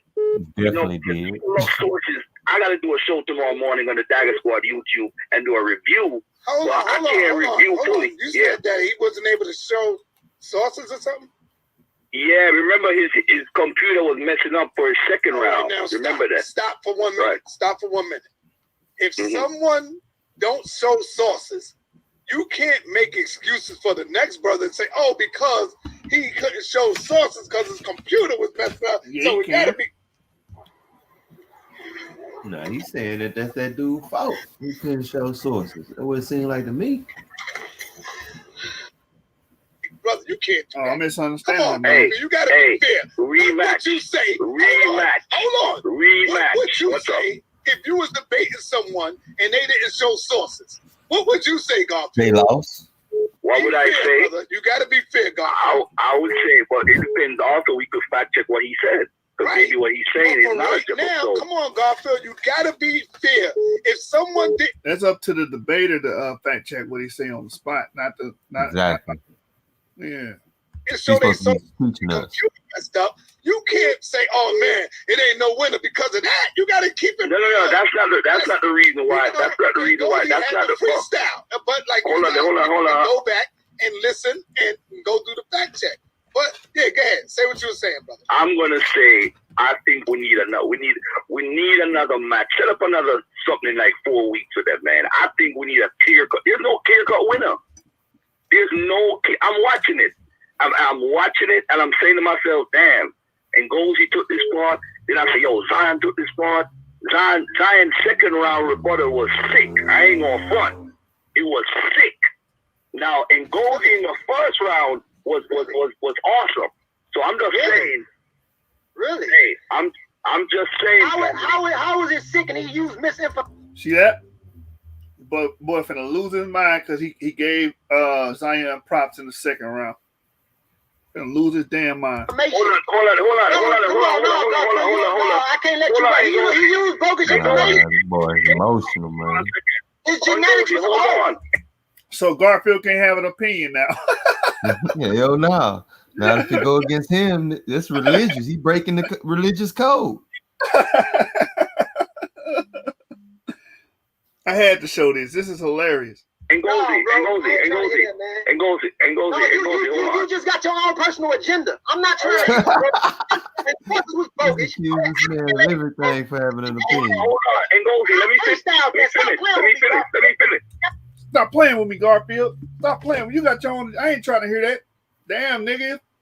He trying to give his opinion on the debate, though. You don't gotta agree with the shit, but damn, you ain't trying to hear it. You ain't trying to let him talk. Yeah, he don't want the people to hear it either. All right, let's finish. You on bull crap, bro. You do host. You don't even know genetics. He used the Hold on. You're saying that DNA. Come on, man. Hold on. Ngozi. No, I'm good, bro. Hold on. Hold on, Garfield. Are you? I'm good, bro. Man, you niggas don't better not say nothing about me, man, because y'all get these other niggas passes. When they blow up and all that, and they act like this, y'all get these niggas passes because y'all like them. You know what I'm saying? Well, I say this when I blow up, I don't know. I go off. You know what I'm saying? When I blow up, when I decide I'm gonna go ahead and blow up, I go off. You know what I'm saying? You know, the only problem is he sound like a little chipmunk when he do it. So I guess it's soft on the blow. You know what I'm saying? I am play about 30 more seconds of it. You got to do is offer him a challenge, and then maybe I can set something up for you and Ngozi. Who? Me and Ngozi? For what?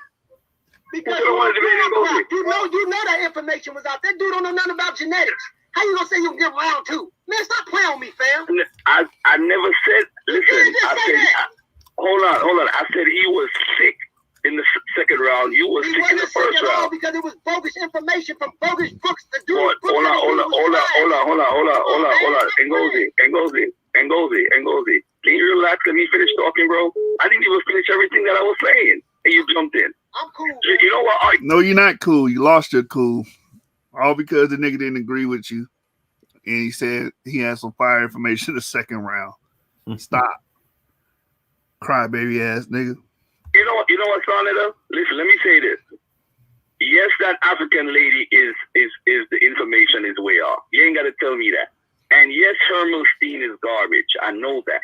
But that doesn't mean everything he said in the second round was garbage. What, Garfield, let me ask you a question. You're an intelligent person. What did he say in the second round was intelligent? First thing, his first mistake Ngozi made was actually saying that Garfield was an intelligent person. I disagree. Tell me. Is a grown person, what did he say that was intelligent? The genetic thing, I broke that down to show there was mitochondrial DNA and not paternal. He was wrong. The lady book that he used, she's a liar. She said we was a step away from Homo erectus. He was wrong. That's composition by division fallacy. One thing may be wrong, doesn't mean the whole damn book is. He said nothing that was right. And I destroyed his Norma's palate argument. Oh, you didn't. You agreed with his normal palate argument, and you agreed in that round about the Proto-Ubadian people being there, which means African people would have been there. You forgot what you said in that round, nigga? You just want to win, bro. Hold on. Ngozi. I'm saying both of y'all need to do a rematch. What's wrong with that? I'll do a rematch, but he said, but I'm asking you as an intelligent person, what did he say in the second round that was right? You're not answering the question. What did he say in the second round? When in the heat of when I was watching it, he said a couple of things. For one, he brought up the fact. Hold on a second. Let me see if I remember correctly right now. That's it. I gotta let you go, Garfield. That's it. Hold on. You gonna? No. Hey, start it up. Rematch. We don't want to. All I gotta say is rematch.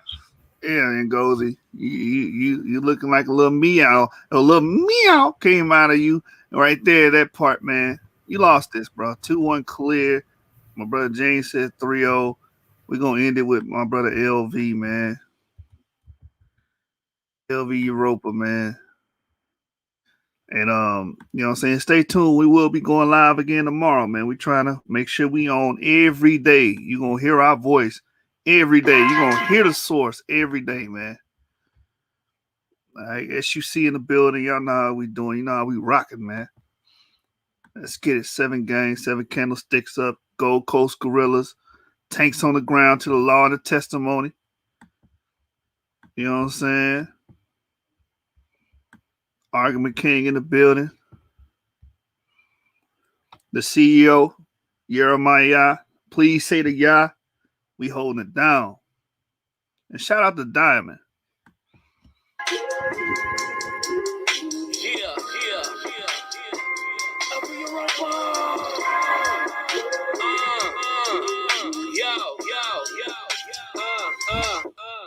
I got a visa, that's one swipe. The change of demeanor, I got that all money, baby. That bitch came with a beaver, cold as a freezer. I heat up in my leisure, I feel like a fever, baby.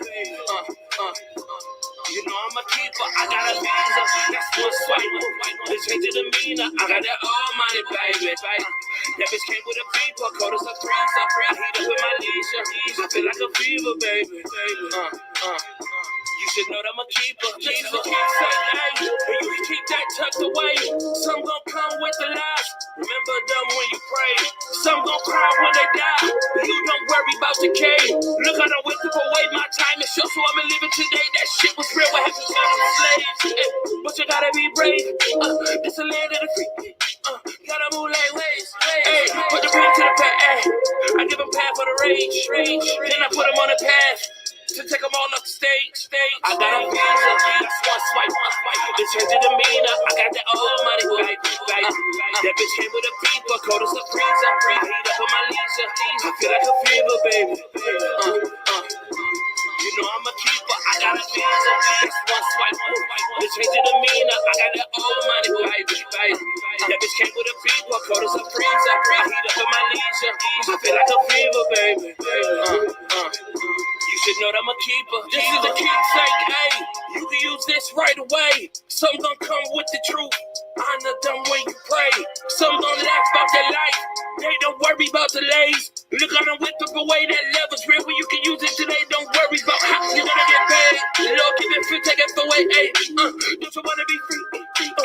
Remove that rage. There's a path to the light, hey. Don't misuse those ways. We flow with the truth. Gotta move like waves. I got a visa, that's one swipe. The change of demeanor, I got that all money, baby. That bitch came with a beaver, cold as a freezer. I heat up in my leisure, I feel like a fever, baby. You know I'm a keeper. I got a visa. One swipe, the change of demeanor. I got that all money, baby.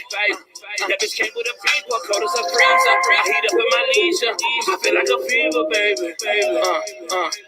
You should know that I'm a keeper.